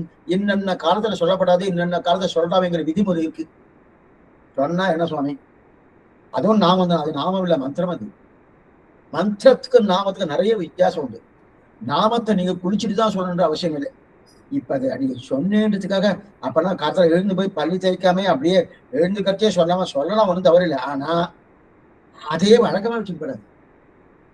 நாம எப்ப வேணா நம்ம பிரயோகப்படுத்தலாம், எந்த தவறும் கிடையாது. ஏன்னா நாம சொல்லுவதே பிரயோஜனம், மற்றொரு பிரயோஜனத்துக்காக இல்லை. அதைத்தான் இங்க திருவரங்கத்தமா தெரிவிக்கிறார். ராமானுஜன் என்று சொல்லுமினே அப்படின்னு தெரிவிக்கிறார் இல்லையா? அடியன் சொன்னது இதை. ஏன்னா இயற்கையான தன்மை எது? அந்த இயற்கையான தன்மை நாமாக்கள். மந்திரம் என்பது இயற்கையா இருந்தாலும் அதுல சில இடர்பாடுகள்லாம் உண்டு. இன்னதான் பண்ணலாம், இன்னென்ன படிதான் பண்ணலாம், இந்த ஆச்சாரத்தோடு பண்ணலாம், இந்த நிஷ்டையோடு இருந்தா தான் பண்ணலாம். அந்த இடர்பாடுகள் உண்டு. ஆனா இந்த திருநாமத்துக்கு அந்த இடர்பாடுகள் கிடையாது. அதனால்தான் நான் அப்ப இயற்கையான தன்மத்துக்கு சொன்னேன். ரெண்டாவது, இந்த நாமம் இயற்கைக்கு உகந்தது, நாம இருக்கக்கூடிய தன்மைக்கு உகந்தது, ஸ்வரூபானுரூபமாய் பரம போக்கியமாய் இருக்கு. ஸ்வரூபானுரூபமாய் பரம போக்கியனா திருநாமம் சொல்வதென்று ராமானுஜா ராமானுஜா ராமானுஜா சொல்லிட்டு இருக்கேன்னா வெறுப்பே இல்லையே. சொல்ல சொல்ல சொல்ல இழிக்கிறது ஒண்ணும். அதான் சொலப்புகில் வாயமுதம் பறக்கும். கடந்த பாசனத்தை பார்த்தோம்னா அத சொல்ல சொல்ல வாயமுதம் பறக்கிறதுனா அப்ப நம்முடைய சொரூபம் அந்த சொரூபத்துக்கு அனுகூலமா இருக்கு. சொரூபத்துக்கு அனுகூலமா இருக்கு சுவாமி. ஆனா போக்கியம் இல்லையா, பரம போக்கியமா இருக்கு. ராமானுஜா ராமானுஜா ராமானுஜா சொல்ல சொல்ல சொல்ல ஆனந்தமா திரும்பி சொல்லணும், சொல்ல சொல்ல ஆனந்தமா இருக்க. அப்படிப்பட்ட அதுவும் இந்த ராமானுஜா இந்த திருநாமம் வந்து சுவாமி ரொம்ப பெருசா இருக்கு. கிட்டத்தட்ட ஒரு 100 அக்ஷரங்களோடு கூடியது, 1000 எழுத்துக்களோடு கூடியது, 100 எழுத்துக்களோடு கூடியது. அவ்வளவு பேர். சில பேர்லாம் பேர் வச்சுப்பா, நல்லாவே பேர் வச்சுப்பா, என்னென்ன பேரும் வச்சுப்பா. பேர் வச்சு சுருக்குவா. நரசிம்மன்னு பேர் வச்சிருப்பா, கூப்பிடுறது நச்சுன்னு கூப்பிடுவா. அவ்வளவு பெருச பேரு எங்க சுவாமி கூப்பிடுறது? நச்சுன்னு பேர் இல்லையா? அந்த மாதிரி இந்த ராமானுஜ பேர் ரொம்ப பெருசான்னா பெருசே கிடையாது. 4 அக்ஷரங்கள். நச்சேத் ராமானுஜேச்சேதான் சதுரா சதுரக்ஷரி காமகத்வாம் பிரபத்தியந்தே ஜந்தவோ அந்தமாஸ்ருதா புண்ணியாம்போக விகாசாய பாபத்வாம் தச்சயாய ஸ்ரீமான் ஆபிரபூத்பூமு ராமானுஜ திவாகரகான்னு. இப்ப இப்படி திருநாமத்தை சொன்னா அதுல ஆசையே இல்லாம நிற்கவி காட்டாம அது இருக்கிறார்களே, இவ்வளவு தூரம் சுலபமா இருக்கு. அதிலும் 4 எழுத்துக்களோடு கூடியது. அந்த 4 எழுத்துக்களோடு கூடிய இந்த திருநாமத்தை சொல்ல மாட்டேனால சரி. இப்ப திருவரங்கத்தை ஒரு முடிவுக்கு வந்துட்டார். நான் சொன்ன நாமத்தை நீங்க சொல்லல, சரி அப்ப ஒண்ணு பண்ணுவோம். நீங்க எங்கெங்கோ அலைஞ்சிருக்கணும். சில பேருக்குலாம் உண்டு, இத சொன்னாலும் பண்ணமாட்டா, அவளுக்கு வேற ஏதோ ஒரு அபிப்பிராயம் உள்ளுக்குள்ள இருக்கும். இந்த மாதிரி பண்ணலாமா சார், இந்த பிராயச்சித்த மனம் நமக்கு சரியா போயிடும் அப்படி ஏதோ மனசுல இருக்குமானோ அந்த மாதிரி. சரி அப்ப இது இல்லை அப்படின்னு சொல்லி வச்சுட்டு வச்சுக்கேன். இப்ப உங்களுக்காக தெரியணுமோனோ, நீங்க ஏதோ ஒண்ணு நினைச்சுட்டு போயிட உங்களுக்காக தெரியறதுனோ தெரியறதுன்னா அப்ப நான் சொன்னதை நீங்க நம்பல, சரி விட்டுடுங்கோ. நம்பல, அதனால விட்டுடுங்கோ. அப்ப நீங்களாவது எது புருஷார்த்தம்னு சொல்லுங்கோ. நான் புருஷார்த்தம் எதுவும் சொல்லிட்டு இருக்கேன். எது புருஷார்த்தம்? ராமானுஜன் நாமமே புருஷார்த்தம் சொல்லிட்டு இருக்கேன். அந்த நாமத்தை சொன்னாலே நமக்கு எல்லாமே கிடைக்கிறதுன்னு சொல்லிட்டு இருக்கேன். அதுக்கு சாட்சி நானேன்னு சொல்லிட்டு இருக்கேன். அப்படி இருக்க செய்தே அதை நீங்க காது கொடுத்துன்னு கேட்க மாட்டேன். சரி அப்ப உங்களுக்கு ஏதாவது ஒரு அபிப்பிராயம் இருக்குமானோ, அந்த அபிப்பிராயத்தை சொல்லுங்க. அப்ப எது புருஷார்த்தம் சொல்லுங்க அப்படின்னு கேட்டா இவ என்ன சொன்னா, நீ சொன்ன ராமானுஜ நாமத்தையும் சொல்ல மாட்டோம், ஆனா எங்களுக்கு எது நமக்கு சரணம் என்று இங்க வந்து சுற்றி தீர என்னன்னா அதை சொல்ல மாட்டோம். ஆனா இங்க போறதா அங்க போறதா அங்க போறதா அங்க போறதா அப்படின்னு சுத்திட்டு இருக்கிறது காலத்தை தானே வியர்த்தம் பண்ணிட்டு இருக்கேன். காலம் வியர்த்தமா போயிட்டு இருக்கே தவிர, ஏன்னா இந்த அரிது அரிது மானிடரால் பிறத்தல் அரிது. இந்த ஜென்மா கிடைச்சது, இதுக்கு மேல இந்த ஜென்மா கிடைக்குமா தெரியாது, எப்ப வரும்னு தெரியாது. அப்படின்னா நிறைய புண்ணியங்கள் பண்ணதான் மனுஷ ஜென்மமே. அப்படி இருக்கச்சது எப்ப வரும் தெரியாது. அப்படி இருக்கச்சது நீங்க காலத்தை பிரயத்தனம் பண்ணி பண்ணிட்டு இருக்காளே, அப்ப உங்களுக்கும் தெரியல. சில பேர் சொன்னாலும் புரியல, தனக்கும் தெரியலன்னு சொல்ற பாருங்க. அந்த நிலையில நான் சொன்னாலும் நீங்க எடுத்துக்க, உங்களுக்கும் புரியல, என்ன பண்றது? எது என்ன பண்றது? இதுதான் என்ன பண்றதுதான் பிராரப்தம் சொல்லுவா. இதெல்லாம் என்ன காரணம்? பிராரப்தம். ராமானுஜ திருநாமத்தை சொல்லாம நீ பிராரப்த கர்மா ஆனபடியாலே பிராரப்த கர்மா அதான் நான் சொல்ல முடியாது. பிராரப்த கர்மானா என்ன சுவாமி? சில என் பிராரப்தம் இந்த மாதிரி வந்து அப்படின்றாடியா. பிராரப்தம்னா என்ன? பிராரப்தம்னா 2 விதமான கர்மங்கள் உண்டு. சஞ்சித கர்மா, பிராரப்த கர்மா. ஓயப்பிழையும் புகுதிர்வான் என்றளவும் தீனில் தூஷாகம். அந்த இடத்துல இது பூர்ணமா எடுத்திருக்காரு திருப்பாவையிலேயே. மாயனை மண்ணு வடமதுரமைந்தனை தூய பெருநீர் அந்த பாசத்துல இங்க எடுத்துட்டு இருக்கணும். இப்ப அந்த விஷயத்துக்கு போக வேண்டாம். பிராரப்தம்னா என்னன்னா சஞ்சிதம் பிராரப்தம். சஞ்சிதம் பிராரப்தம் இதுக்கு ஒரு எக்ஸாம்பிள் சொல்றேன். கஜாராதம் நடந்துட்டு இருக்கச்சே பிரசாதம் உள்ள நிறைய இருக்கு, அண்டால இருக்கு. அந்த பிரசாதத்தை ஒரு தட்டை போட்டு வந்து அங்க இருக்கக்கூடிய பரிசாரகால வந்து அந்த ஸ்ரீ வைஷ்ணவாவுக்கு பிரசாதம் மாற்றணும். அப்படி கொண்டு மாத்தின்னு இருக்கா. மாத்தின்ற உடனே பிரசாதம் ஆயிடுச்சு சுவாமி, பிரசாதம் ஆயிடுச்சா இல்லையா, எனக்கு கிடையாதான்னு சுவாமி உள்ள இருந்து கொண்டு வரேன் சுவாமி, உள்ள இருந்து கொண்டு வரேன்னு சுவாமி சொல்றாரோ. இப்ப இங்க பிரசாதம் மாத்திட்டு இருக்காளோ, இது நீங்க இப்படியே நீங்க எடுத்துக்க கூடாது. நான் உங்களுக்கு புரியறதுக்காக இந்த எக்ஸாம்பிள் சொன்னேன். இது சரியான எக்ஸாம்பிள் கிடையாது. இருந்தாலும் புரியறதுக்கு ஏதாவது ஒண்ணு சொல்லணுமா அதான் சொல்லிடுங்க. ஏன்னா நாம இங்க அனுபவிச்சுட்டு இருக்கிறோமோனோ, அப்பனா அவர் கொண்டு வந்து சாதத்தை சேர்க்கிறாரனோ, அதுதான் பிராரப்த கர்மம். இப்ப நம்ம அனுபவிக்கிறது பிராரப்த கர்மம். அப்ப சஞ்சிதம் உள்ள இருக்கு, மூட்டையா இருக்கு. எது போல அண்டால நம்ம உள்ளுக்குள்ள பிரசாதம் நிறைய இருக்கு, அது சஞ்சிதம். இது எவ்வளவு இதை மறந்துருக்கோ, உங்களுக்கு இது எக்ஸாம்பிள் சொல்றதுக்காக சொன்னேன். அப்படி இருக்கச்சே அப்ப சஞ்சிதம் நிறைய இருக்கு, பிராரப்தம். அப்ப அனுபவிக்கிறது பிராணம். அதாவது அனுபவிக்க தொடங்கின கர்மா பிராரப்தமா தொடங்கியாச்சு. தொடங்கி விட்டாச்சுன்னா ராமானுஜ திருமணத்தை என்னன்னா சொல்ல வட்டாது போட்டுட்டு பிராரப்த கர்மா இருக்கணும். பிராரப்த கர்மா இருந்தாலே இவனால சொல்ல மாட்டானோ, அதனால சொல்றேன். மேலும் பகவான் இவருக்கு நல்லது நடக்குன்னு அந்த நல்லதுக்கு அடிப்படையே அவன் கொடுப்பான். ஏன்னா நம்ம சில இடத்துல என்ன நினைக்கிறோம், நம்ம நல்லது நடக்கணும்னா நாமே பண்றோம்னு நினைக்கிறோம். அதுக்கு அடிப்படையா பகவான் என்னென்ன தேவை அதெல்லாம் கொடுத்துருவார். இப்ப தலிகை பண்றதுக்கு இது குழம்பு பண்ணும். குழம்பு பண்றதுக்கு அதுக்கு என்ன வேணும்? அக்னி வேணும். அதுக்கு உண்டான உபகரணங்கள் என்ன, பருப்பு என்னென்னோ அதெல்லாம் வேணுமணும். அதெல்லாம் கொடுத்ததுக்கு அப்புறம் நாம பண்ணணும். அப்ப அதெல்லாம் ஒண்ணுமே இல்லை சுவாமி, நீர் பண்ணணும் என்ன பண்ணணும்? அதே போல பகவான் நம்ம நல்லது பண்ணணும்னா அந்த நல்லது பண்றதுக்கு அடிப்படை என்னன்னு அதெல்லாம் கொடுத்துருவார். அதே போல தீயதுன்னு நினைச்சு வச்சுக்க, அந்த தீயதுன்னா அந்த தீயதுக்கு அடிப்படை எதுவும் அதையும் கொடுத்துருவாரு. அப்ப இந்த சுகத்துக்கும் அடிப்படை யார் கொடுப்பார்? துக்கத்துக்கு அடிப்படை யார் கொடுப்பாரோ அவர்களோட சேமம் ஏற்படுத்தி கொடுப்பார். இதை நல்லா பண்ணுவோம். நமக்கு இன்னொன்னு என்னன்னா, நம்ம சுகமா இருக்கணும். அந்த சுகமா இருப்பதற்கு உண்டான தன்மை யாரோட சேர்ந்தா சுகம் கிடைக்குமோ அவரோட நட்பை ஏற்படுத்தி கொடுத்துருவார். நாம தீயது பண்ணணும்னா அந்த தீயதுக்கு உண்டான அதுக்கு துக்கம் தான். அதுக்கு யாரோட நட்பு ஏற்படும் அதெல்லாம் பண்ணி கொடுத்துருவார். அப்ப பண்ணி கொடுத்துருவார் இல்லையா? அந்த மாதிரி பண்ணுவாரே தவிர அந்த சுகத்தையோ துக்கத்தையோ நேர பகவான் கொடுப்பது கிடையாது. சுகத்தையோ துக்கத்தையோ நேர கொடுக்கறது. ஏன்னா பரீட்சையில நிறைய மார்க் வாங்கிட்டு வச்சுக்க, பெரிய மதிப்பு வாங்கினா சுகம். அந்த மதிப்பெண் பெருமாள் போடுவாருன்னா போட மாட்டார். பெருமாள் போடுவாருன்னா போட மாட்டார். ஏன்னா அந்த வம்புக்கெல்லாம் அவர் போறதே கிடையாது. அப்ப என்ன பண்ணுவார்னா, இந்த இடத்துல இந்த இடத்துல இந்த இடத்துல இந்த பிள்ளை இந்த இடத்துல இந்த சகவாசம் பண்ணிட்டு இருக்கான், இந்த பிள்ளையோடு சகவாசம் பண்ணிட்டு இருக்கான், இந்த பிள்ளையோடு சகவாசம் பண்ணிட்டு இருக்கான்னா நல்லா படிப்பான். அதைத்தான் அவர் பண்ணுவார தவிர நேர பரீட்சையில போய் அவரே மார்க் போடுவார்னா போட மாட்டேன். இதுக்கு நிறைய பேர் இந்த தவறு நினைச்சிட்டு இருக்கா. நானு பகவானை செவிக்க அவரே வந்து எக்ஸாம் எழுதுவாருன்னு அதெல்லாம் எழுத மாட்டேன். நமக்கு ஞானத்தை கொடுத்துருக்காரு.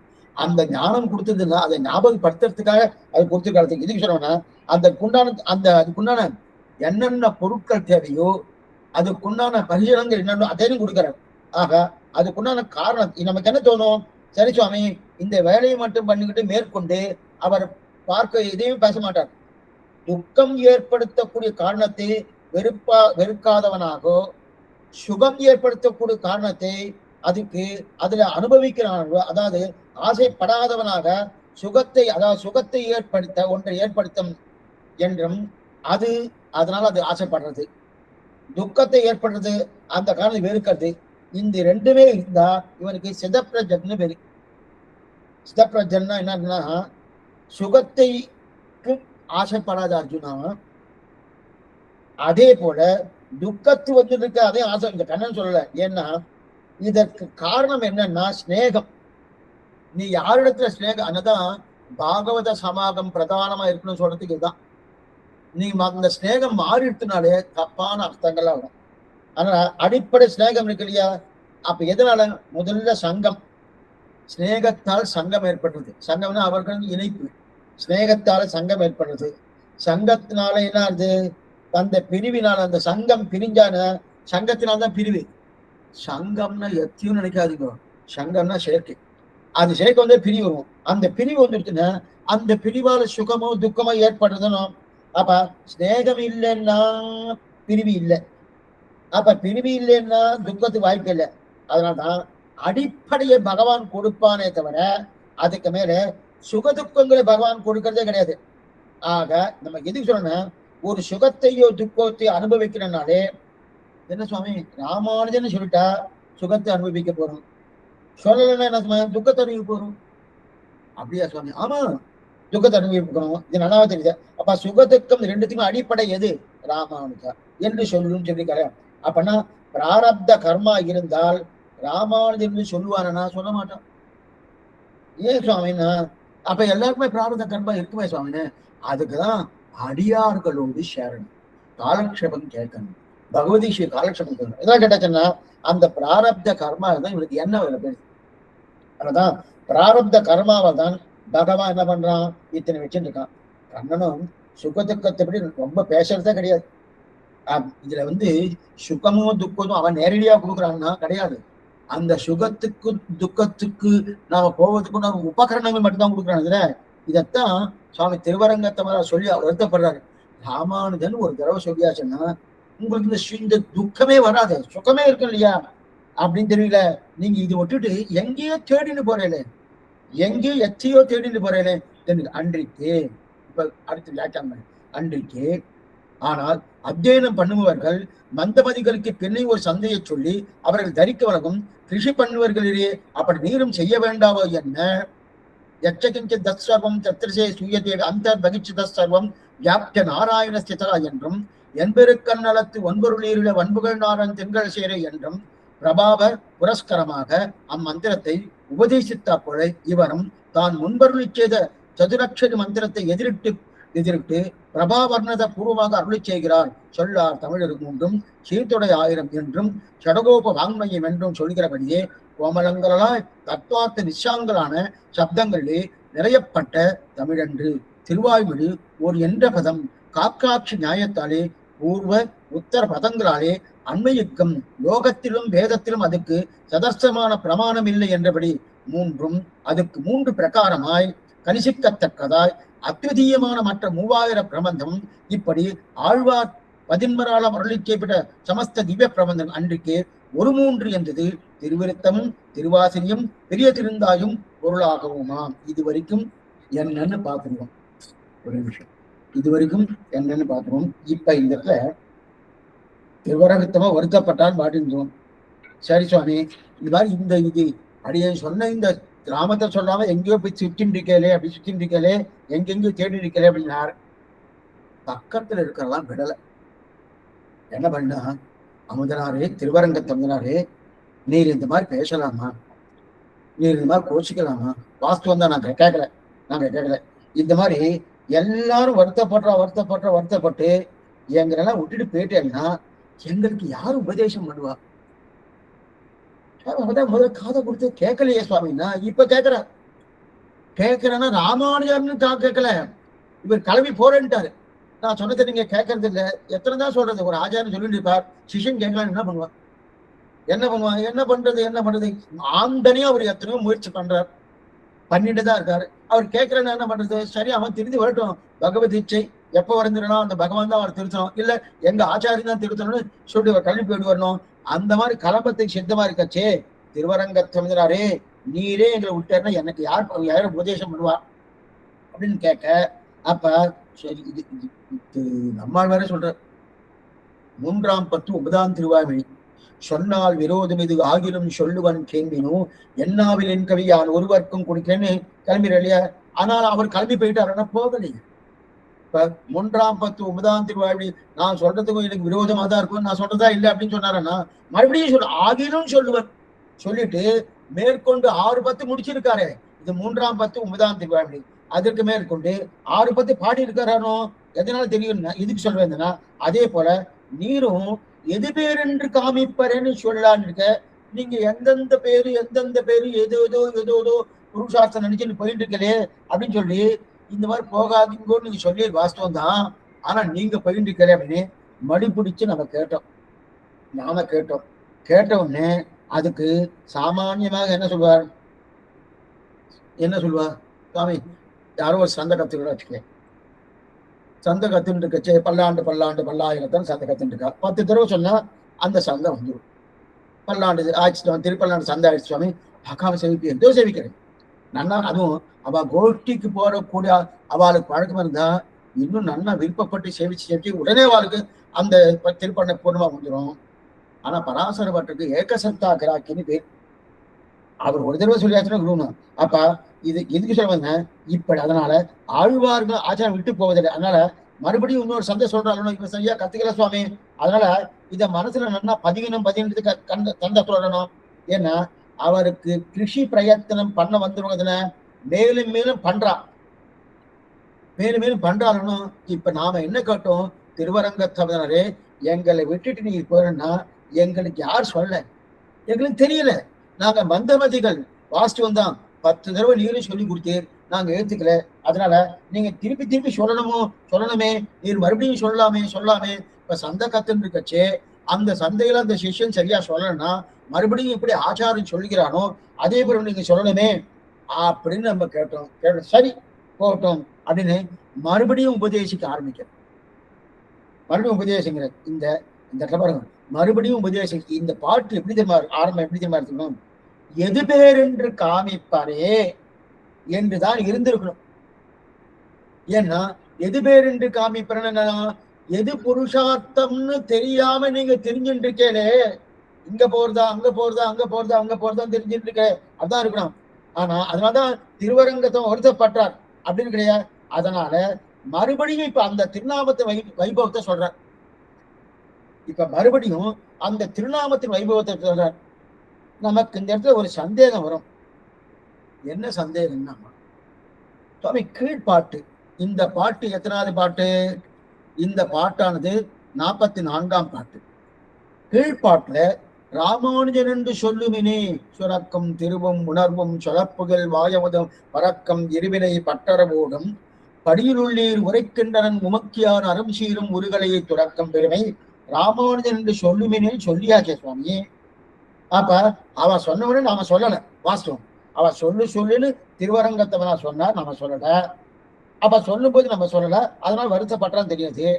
அந்த வருத்தத்துக்கு மேலே ராமானுஜர் திருநாமத்தை வைபவம் நாம் இவர் இப்ப பாசுரத்தின் முதல் பாகத்துல வச்சுட்டார். பாசுரத்துடைய முதல் பாகத்துல வச்சுட்டாரு. என்ன வச்சார் முதல் பாகத்துல? பாசுரம் முதல் பாகம் சொல்லார் தமிழரும் 3 சுருதிகள் 4 எல்லையெல்லா அறநெறி யாவும் தெரிந்தவன் அப்படின்னு தெரிவிக்கிறார் இல்லையா? அப்படி இருக்கச்சே அப்ப ராமானுஜ நாமத்தில் இத்தனை வைபவம் சொன்னாரனோ அந்த வைபவம் எதற்கு சொல்றாருன்னா மேற்கொண்டு அடுத்த பாதி பாசர் வருத்தப்படுறார். ஏன்னா நன்றாக நாம் படும் கட்டத்தை பாட்டு முழுவதும் சொல்லி வருத்தப்பட்டுக்கணும். நல்லா பாத்துக்கணும். இந்த பாட்டு முழுவதுமே எப்படி இருக்குன்னா வருத்த பாட்டை தான் இருந்திருக்கணும். இப்ப நமக்கு ஒரு சந்தேகம் வரும். முதல் பாட்டுல ஒரு விஷயம் சொல்றேன், இது நல்லா தெரிஞ்சுட்டாதான் இந்த பாட்டுல ஏன் கொஞ்சம் மாறி இருக்குன்னு தோணும். சொல்லார் தமிழரும் 3 சுருதிகள் 4 எல்லை எல்லாரும் நெறியாவும் தெரிந்தவன், இது ராமானுஜர் வைபவம். அதுக்கப்புறம் என்னரின் சீர் கல்லார் பரவி ராமானுஜன் திருநாமன் நம்பி கல்லார் அகலிடத்தோர் எது பேர் என்று காமிப்பாரே. இது அவளை வையறது இந்த ராமானுஜன் சொல்லலையே, நீங்க சொல்லலையே, உங்களுக்கு என்ன பலன்னு தெரியாம என்ன புருஷார்த்தம் தெரியாம இப்படி அழிஞ்சிருக்கேன்னு சொல்லி அவ இந்த மாதிரி இருக்கான்னு வருத்தப்படக்கூடிய ஸ்திதி எது? பாசுரத்தின் பின்பாகம்.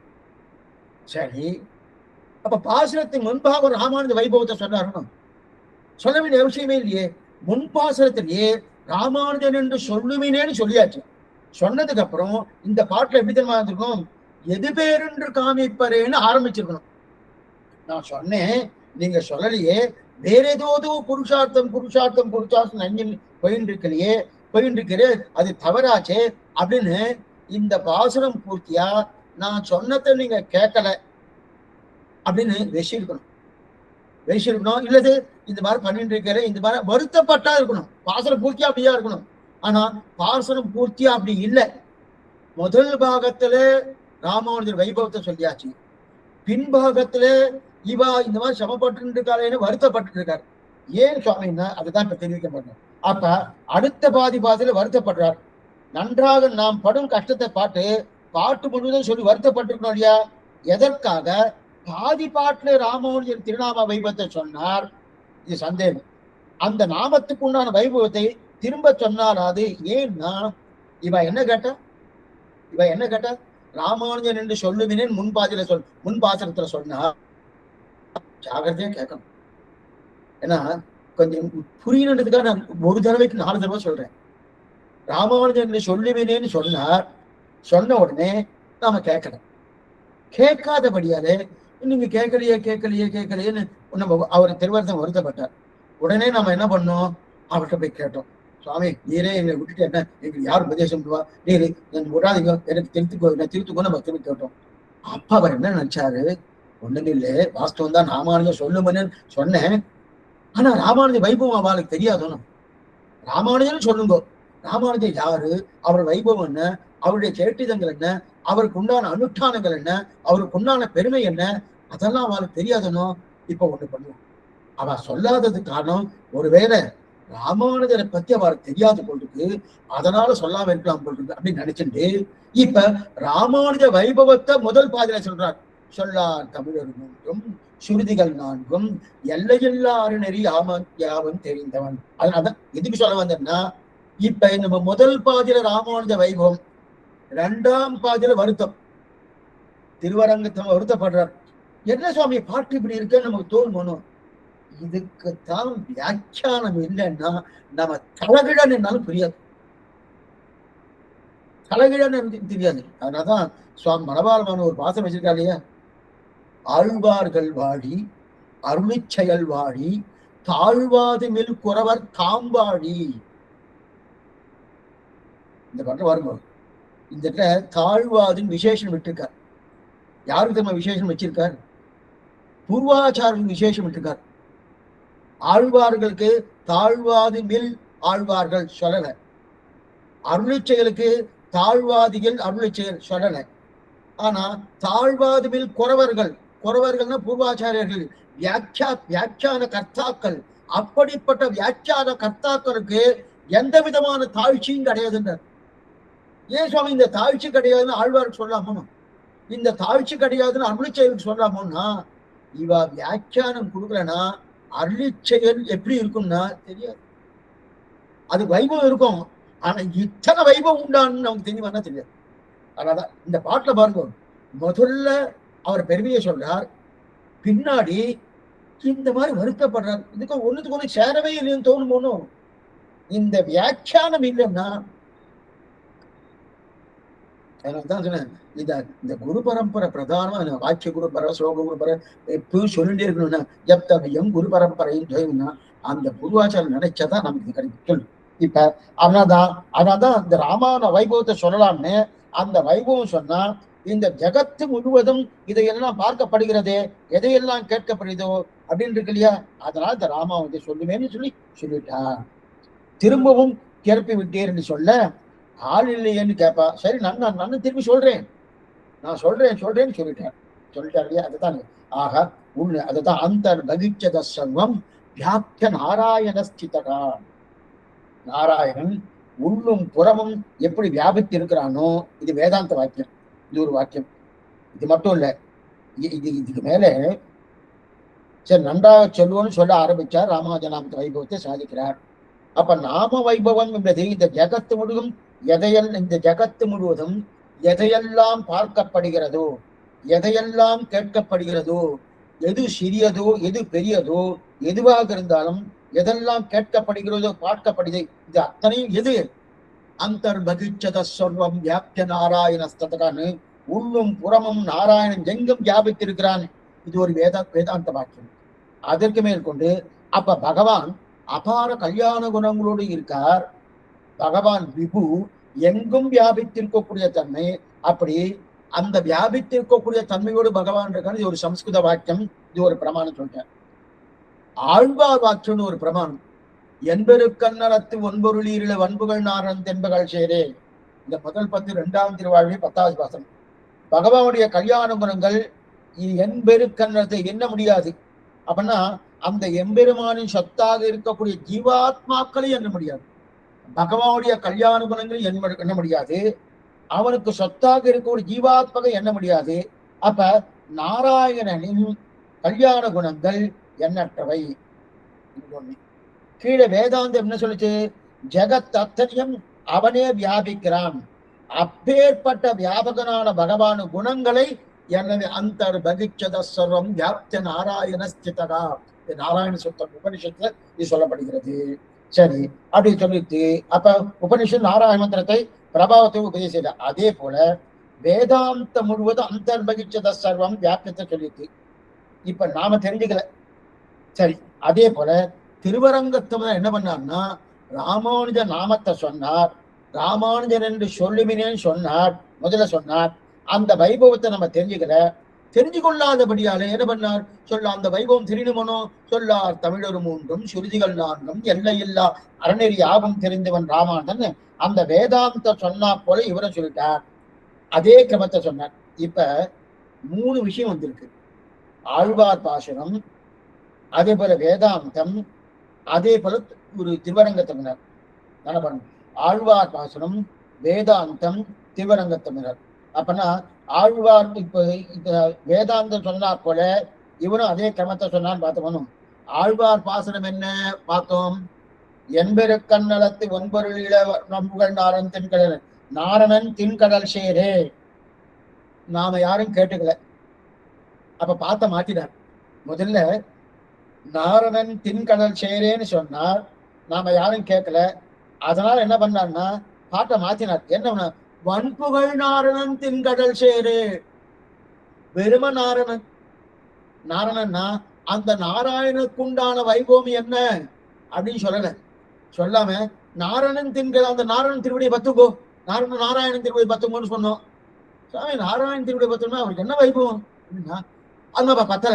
பத்தாதபடியான ஆழ்வார் என்ன பண்ணார்? வன்புகள் நாரணன் இந்தந்த வைபவம்னு வன்புகள் நாரணன் தின்கடல் சேரன்னு சொன்னார். அதே போல சாஸ்திரம் என்ன பண்ணிட்டு அந்தர்பகிச்சத சர்வம் வியாப்திய நாராயண ஸ்திதகான்னு சொல்லிட்டு, அதே போல திருவரங்கத்தை என்ன பண்ணான்னா முதல்ல ராமானுஜன் என்று சொல்லுமினேன், ராமானுஜன் சொல்லுமேனு சொல்லி பார்த்தா நாம கேட்கல. கேட்காதபடியாலே அப்புறம் என்ன பண்ணார்? இவர் ராமா வைபவம் சொல்லணுமனோ அப்ப சொல்லுவோம். சொல்லார் தமிழர் மூன்றும் சுருதிகள் 4 எல்லையில்லா அறநெறி யாரும் அறிந்தவன் ராமானுஜன் என்கிற அந்த வாக்கியத்தோடு சொல்றார். முதல்ல திருநாமத்தை சொல்ல வந்தவர்களுக்கு புரியாம போக திருநாமம் சொல்லுங்க ராமானுஜன் என்று சொல்லுமே அப்படின்னு சொன்னா புரியாம போக அந்த பிரபாவ பூர்வமாக சொல்ல ஆரம்பிக்கிறார் இல்லையா? ஆக இப்ப 3 இடத்தை சேர்க்கணும். ஒண்ணு சாஸ்திரம், இன்னொன்னு ஆழ்வார் பாசனம், இன்னொன்னு திருவரங்கத்தவதனார் பார்க்கிறோம். இப்ப ஆழ்வார் பாசனம் வன்புகள் நாரணன், சாஸ்திரம் அந்தர்பகிச்சத சர்வம் வியாப்திய நாராயண ஸ்திதகா, திருவரங்கத்தவதனார் சொன்னது சொல்லார் தமிழர் மூன்றும் சுருதிகள் 4 எல்லையில்லா அறநெறி யாவும் தெரிந்தவன் அப்படின்னு. இது 3மே ஒரே அபிப்பிராயம். 3மே மூவர் அனுபவம். திருவரங்கத்தவதனார், நம்மாழ்வார், உபனிஷத்து என்று சொல்லக்கூடிய சாஸ்திரம். இது மூவர் அனுபவம். தரம் போட்டுக்கலாம், இன்னும் தவறு கிடையாது. அப்படி எதுக்கு சொல்ல வந்தனா இதுல அந்தர்பகிச்சத சர்வம் அந்த வியாபகத்தை சொல்லிட்டு நம்ம தெரிஞ்சு கொள்ளல. அந்தர்பகிச்ச அது தெரிஞ்சுக்கல. அப்பனா அந்தர்பகிச்ச தஸ்திரம் வியாப்திய நாராயண ஸ்திதகா, மறுபடியும் அது சாஸ்திரமே சேர்த்துது. சேர்த்தபடியால ஓ நாராயணுக்கு இத்தனை பெருமை இருக்கா அப்படின்றது. அதே போல நம்மாழ்வார் நாரணன் தென்கடல் செய்கிறேன்னு சொன்னார், புரிஞ்சுக்கல. ஓ என்ன சுவாமி நாரணன் சொல்லிருக்க, பெருமை இல்லையானா வன்புகழ் நாரணன் சேர்த்தது புரிஞ்சுட்டோம். அதே போல திருவரங்கத்தினார் ராமானுஜன் என்று சொல்லுமினேன்னு சொன்னார், நம்ம கேட்கல. கேட்காதபடியா அப்ப பெருமையை சொல்லணுமோ, அந்த பெருமையை சொல்றதுக்காக தான் 44ஆம் பாசுரம் சொல்லார் தமிழர் மூன்றும் சுருதிகள் நான்கும் எல்லையில்லா அறநெறி ஆகம் தெரிந்தவன். இத்தனை விஷயம் இருக்கு. அத்தனை விஷயம் பண்ணாதான் உண்டு. அதைத்தான் இந்த மூவர் அனுபவம் சொன்னார். இது ஆயிடுத்து. அதுக்கு மேல இது மூணும் ஒரே அபிப்பிராயம். ஷடகோப வாங்மயம் ஆசிரமத்தில் ஷடகோப சொல்லார் தமிழ் ஒன்றும் சொல் நிறைத்ததான சொல் நிறைத்ததான சொல் நிரப்பக்கூடியதா அத்விதீயமாய் இயலிசை நாடக சம்பந்தத்தால் 3 வகைப்பட்ட தமிழ் உண்டுமாம். சுருதிகள் நானும் பிரமாணாந்தரங்களைப் போலே அனித்தியமாய் சரபேட்சமாய் இருக்க என்றுக்கே வாச்சா விருபூக்தோ நித்யா என்கிறபடியே நித்தியமாய் அபோருஷயமா சத பிரமாணமாய் புஸ்தக நிரீஷாணி சாத்தியம் என்றுக்கே சுவாத்தியாயா என்கிறபடியே ஆச்சாரிய அனுஷ்டான அப்தியே என்கிறபடியே பார்த்தோம். அது மேல வருவோம். மூணு ஷடகோப வாங்மயம். ஷடகோபம் வாய்ந்த என்பெருக்கண் அர்த்தம். அதைத்தான் நாதுமணிகள் தெரிவிக்கிறார். பக்தாமிருதம் சஜனானமோதனம் சர்வார்த்தம் கே ஷடகோப வாங்குகிறார். சகஸ்ட சாக்கைகள் படித்த சாமவேதத்துக்கு நிகராக உலகத்திலே திருவாய்மொழியை கொடுத்தார்களே ஆழ்வார். அதைத்தான் இங்க என்ன சீர்தொடை ஆயிரம். சீர்தொடை ஆயிரம், சீர்தொடை ஆயிரத்தோர்த்தை 12 அப்ப தமிழ் பாசுரத்துக்கு இருக்கும் பெருமையை சொல்றார். தமிழ் பாசுரம் மிகவும் மிருதுவாய் மென்மையாய் கோமலங்களாய். கோமலங் அதாவது தாமரை எவ்வளவு மென்மையா இருக்கும். அதனால்தான் கற்று கத்து கற்று கறவை கணங்கள் பல கறந்து இரு இல்லையா, கற்று கறவை இல்லையா, அந்த பூர்வாச்சார சேர்க்கை கத்து கத்துன்னு வருவார். இட்டு சேர்ப்பா, இரு சேர்க்க மாட்டாங்க. இது பெரிய புகார். அது என்னவா சுவாமி, அது என்னவா சுவாமி, ஆண்டாள் எப்படி பாடிட்டு சேவிக்கணும், இவெல்லாம் இப்படிதான் பண்ணுவாங்க. அது என்ன அபிப்பிராயம் தெரிஞ்சுக்கணும். பூர்வாச்சாருடைய அபிப்பிராயம் என்னன்னு தெரிஞ்சுக்கணும். அது தெரிஞ்சிக்காம அவ வாய்க்கு வந்தபடி என்னென்ன உண்டு பேசிட்டு இருக்கா பாருங்க. இதுக்கு சொல்லுவாங்க, ஏன்னா மிருதுவா இருக்கு, மென்மையா இருக்கு. தாமரை எப்படி மென்மையா இருக்கோ அதை மேல போய் குத்தவே படாது. சில பேர் அப்படி ஓடி சொல்லிப்பாங்க. மிருதுவா இருக்கணும், மென்மையா இருக்கணும். அதை சொல்ல சொல்ல சொல்ல இது யாழினிசை வேதத்தியல் அத தெரிவிக்கிறாங்க. யாழினிசை ஏழது குழலினிது யாழினிது என்ப தன்மக்கள் வழலை சொல் கேளாதவன்னு தமிழர்கள் சொல்றாரணும்.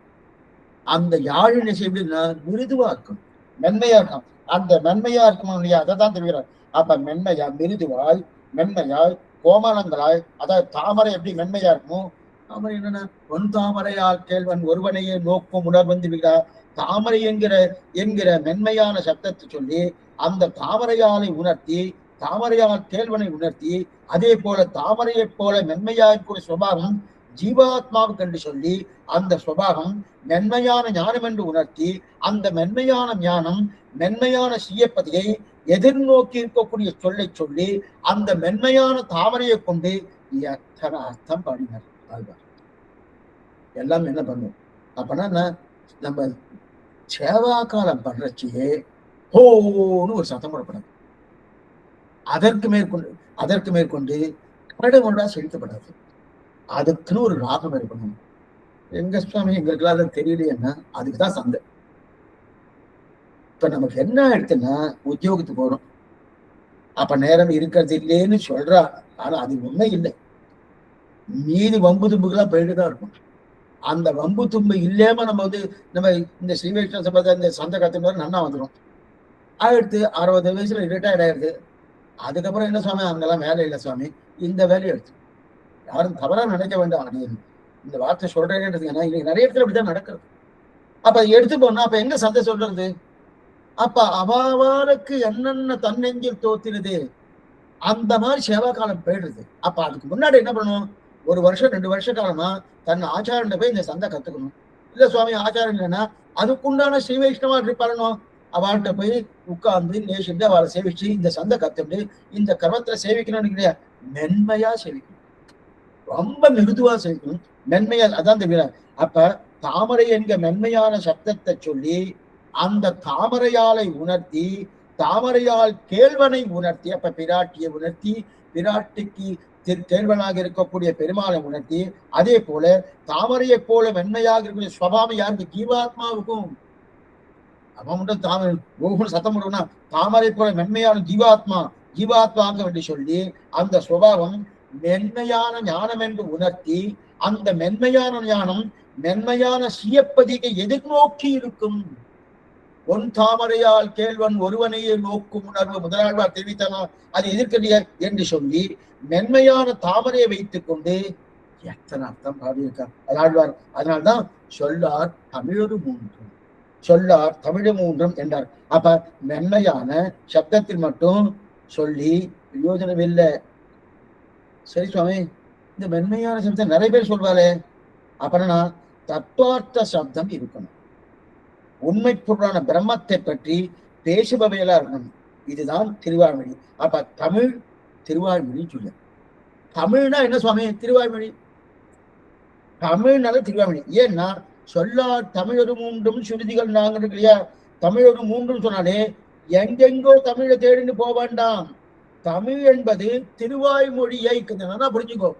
சுவாமி தமிழ்னா என்ன சுவாமி? திருவாய்மொழி. யார்கிட்ட வேணா என்ன வேணா சொன்ன நீங்க, தமிழ்னு சொன்னாலும் திருவாய்மொழி. அதாவது இது என்ன, காக்காட்சி நாயத்தாலே ஒரு தமிழ் என்று ஒரு மூன்று என்று சொன்னாலும் தமிழ் என்றது அத்விதீயம். அப்ப அந்த தமிழ் இருக்கும் இயல் தமிழ் என்ன, இசைத்தமிழ் என்ன, நாடக தமிழ் என்ன, இதெல்லாம் அத்விதீயம். அப்ப ஒரு மூன்று என்று சொல்லாமன்னா ஒரு தமிழ் என்று சொல்ல, ரெண்டையும் சேர்த்து வியாக்கியானம் பண்ணியிருக்கா இல்லையா. அப்ப வேதத்திலும் அதே போல லோகத்திலும் இதற்கு சதுர்ஷமான பிரமாணம் இல்லை. அதைத்தான் கண்ணன் தனபதி பத்தியை சொல்லியிருக்கார். நதஸ்ய அத்தியதிகஸ்ய திஷ்யத்தே, எனக்கு சமமானமோ மேம்பட்டவனோ கிடையாது கண்ணன் சொல்றா போல இந்த திருவாய்மொழிக்கு சமமானது அந்த மேம்பட்டதோ கிடையாது. அது என்னது? அதான் தமிழ். அதைத்தான் சொல்லார் தமிழக மூன்றும் சுருதிகள் நான்கும் எல்லையில்லா அறநெறியாகும் தெரிவிக்கிறார். இந்த தமிழ் வைபவனை அதற்கு மேற்கொண்டு இந்த தமிழை எப்படி பாடுறா, அதுக்கு மேல செந்திரத்த தமிழோசை வட சொல்லாகி திசை நான்குமார் திங்கள் ஆயிரனு தமிழுக்குண்டான பிரபாவம் என்ன சொல்ல வர அடுத்த வாரம் பார்ப்போம். ஆச்சரியமான பிரபந்தம். இந்த பிரபந்தத்தை வைத்துக் கொண்டுதான் ஸ்ரீமத் வேதமார்க்க பிரதிஷ்டாபனாச்சாரியர் உபய வேதாந்தாச்சாரியர்னு சொல்லக்கூடிய காரணமே இந்த பிரபந்தத்தால் ஏற்பட்டது. அவசியம் என்றதுக்கு அடுத்த வாரம் அவசியம் காலட்சேபம் உண்டு. இந்த வாரம் கொஞ்சம் கைக்கறிகள்லாம் இருக்கு, அதனால அடுத்த வாரம் ஒரு 3 நாள் காலட்சேபம் வச்சுடலாம், ஒன்றும் ப்ராப்ளம் இல்லை. அவசியம் வரும். இப்ப ஏதாவது சந்தேகம் இருந்தால் அவசியம் கேட்க பிரார்த்திக்கணும். ஆழ்வார் எம்பெருமானார்ஜியன் திருவிலேஷனம், ஆச்சாரியன் திருவிலேஷனம், பாகவதாறு திருவடிகளேஷனம். முக்கியமா போன பாசனத்திலே ராமானுஜன் என்று சொல்லுவினே சொல்லிட்டு மறுபடியும் இங்க ராமானுஜ வைபவத்தை ஏன் சொல்றாரு அதுன்னு சொல்லி அதுக்கு சுவாமி பெல்வகஞ்சிய சுவாமி பண்ண வியாக்கியானத்தை அடி சொல்லிட்டேன். அதை நீங்க நல்லா அர்த்தம் பண்ணி புரிஞ்சுக்கணும் அவசியம். இப்ப ஏதாவது சந்தேகம் இருந்தா கேட்கலாம்.